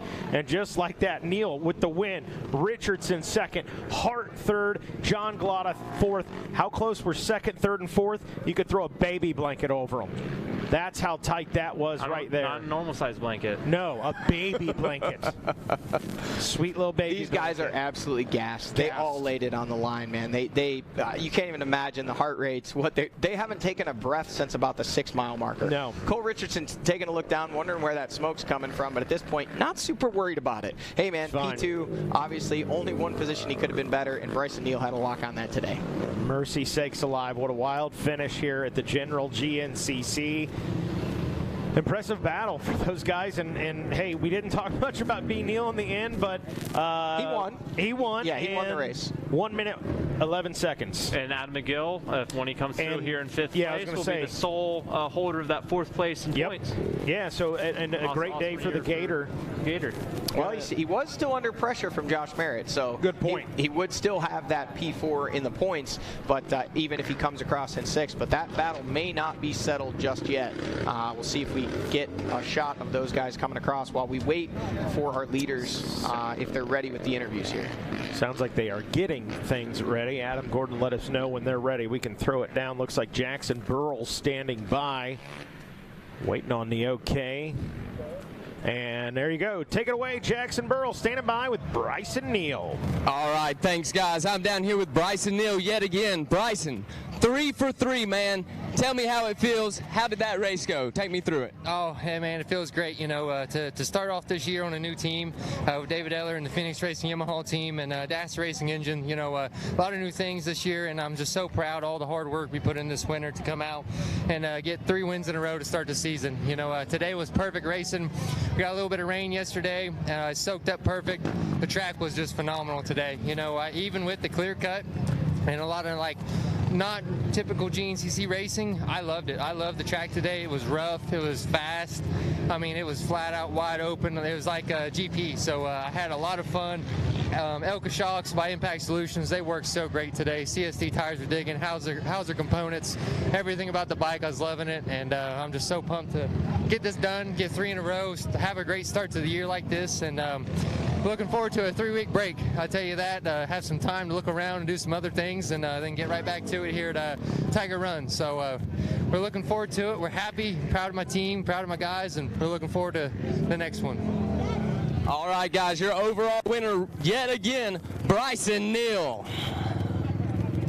Oh, the Bidwell Bullet making it happen. A perfect 3 for 3 to start the season, and he inches closer toward 5th on the all-time wins list. Bob Sloan, the Iron Man himself, sits at 24. B. Neal got several more to go, but getting close. Refresh. Oh, I'm like, who got 5? Who got 5th? I'm glad you asked. The Gator, Adam McGill. He did check in there in 5th place. Wyatt Wilkins. Now, he had Wyatt Wilkins all over the rear grab bar. Wilkins checked in 6th, but ended up 36 seconds back. And sounds like Zach Herron stands by with the Cole train, Cole Richardson. Yeah, thanks, guys. We're going to let Cole take his hydration pack off real quick. Cole, man, you came in tied on 2nd place, now sitting solo in position number 2. All in all, how do you feel here at round 3? We feel good. I can't remember the last time we started on the first 3 rounds on the podium, and I'm just pumped to get 2nd. We had some bike issues there early on, saw some oil coming out the motor around the first lap and a half, and we just wanted to ride a conservative race, and we ultimately wanted the bike to finish. I knew it wasn't quite enough oil to where I think I'd have problems, but I really didn't want to be there in the battle the last lap, pushing this bike on this last leg. But, the bike ran good. We made it to the finish, and that's all that matters.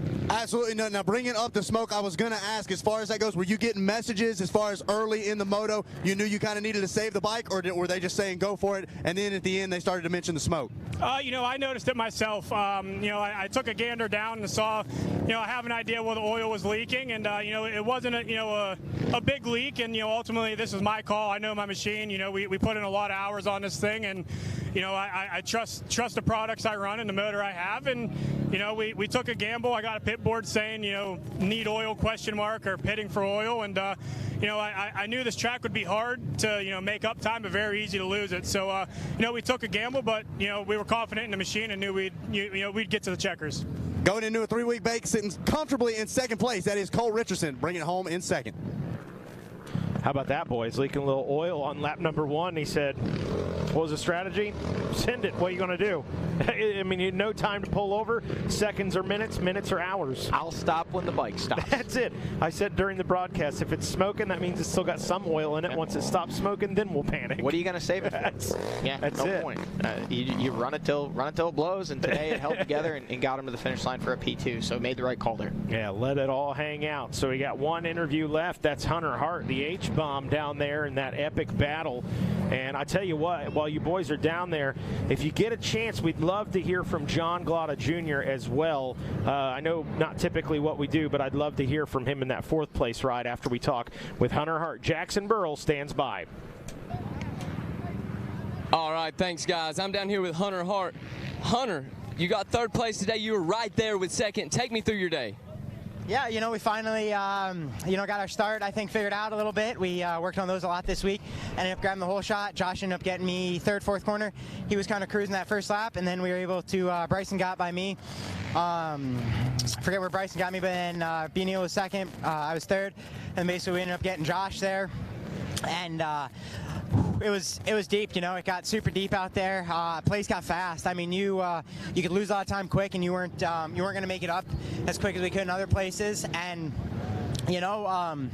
yeah, just gotta be faster. You know, I've gotta find a way to ride with Bryson when he decides it's time to go. And you know, I was hanging in there tough that second lap, and he was able to just kind of inch his way away to where we needed, you know, just got to be literally 1% better everywhere, and you know, we can work on that. Then towards the end, you know, Cole was cruising. I pitted opposite of everybody else, and then you know, almost had him at the 11. You know, yeah, I was that close, and you know, no, I mean, hey, it's all good. This was the first 5-lapper where I haven't gotten swallowed alive on that last lap, and you know, stoked on that. If you guys saw at the beginning, you know, we threw up about 3 times, and you know, it helped calm the nerves, honestly. You know, but that was good. You know, I was excited to get that out of the way and just start feeling better. You know, those first 2 rounds, I really didn't feel like myself. Today, when we were able to go, I felt good. You know, I felt stronger today, and excited for this 3 weeks off. You know, gonna be able to go home, regroup, and hey, we've been on the podium 3 out of 3 so far. So we're gonna keep it going in Tiger Run, and yeah, go get ourselves dialed in. Excited to be able to, you know, just dig back at it, and yeah, hey, excited. Max's folks are out here today. You know, this is super close to them, and excited to have those guys out. Excited to be able to put this Max's machine up on the podium. And yeah, that's it. All right, guys, that's your 3rd place on the day, Hunter Hart. Well, a solid day for Hunter Hart, finishing 3rd on the box. Ooh, winded there, he said. I am winded. A big, real quick, want to highlight the XC2. A big congratulations to, well, we're not sure yet. Doesn't look like they've checked in, but Brandon Owens leading it, Lane McCormick 2nd, Steve Harrell in 3rd. There's your top 10. B. Neal making it 3 in a row. Coltrane and Hunter Hart keep that battle for 2nd. Glotta with a 4th, and McGill will finish 5th. That'll keep McGill in the 4th spot in the overall as far as the point standing are concerned. Another great day for the rookie. Josh Merritt, tough break for him at the end of the race, but he led early in this one, led through lap number 1. A solid takeaway for him. Big shout out to Jay Shad, 8th, Austin Abney 9th, and Chris Borich there in the 7th spot. I think that is going to wrap things up for us here. On behalf of Cody Collier, Johnny Gallagher, Zach Herron, Jackson Burrell down there with the pit reporting, and our entire staff, our camera operators, Ed, Dylan, Adam, Matt, Josh, Matt, 2 Matts this weekend. I love it. Our systems manager, Dan Reinhardt, the drone pilot, Daniel Rogertson, the EIC, Jordan McFadden, Nick Vosberg, our director this weekend, producer Adam Gordon, of course, our executive producer, Miss Carrie Jo Russell. I'm Mikey Waynes. We'll see you at the races.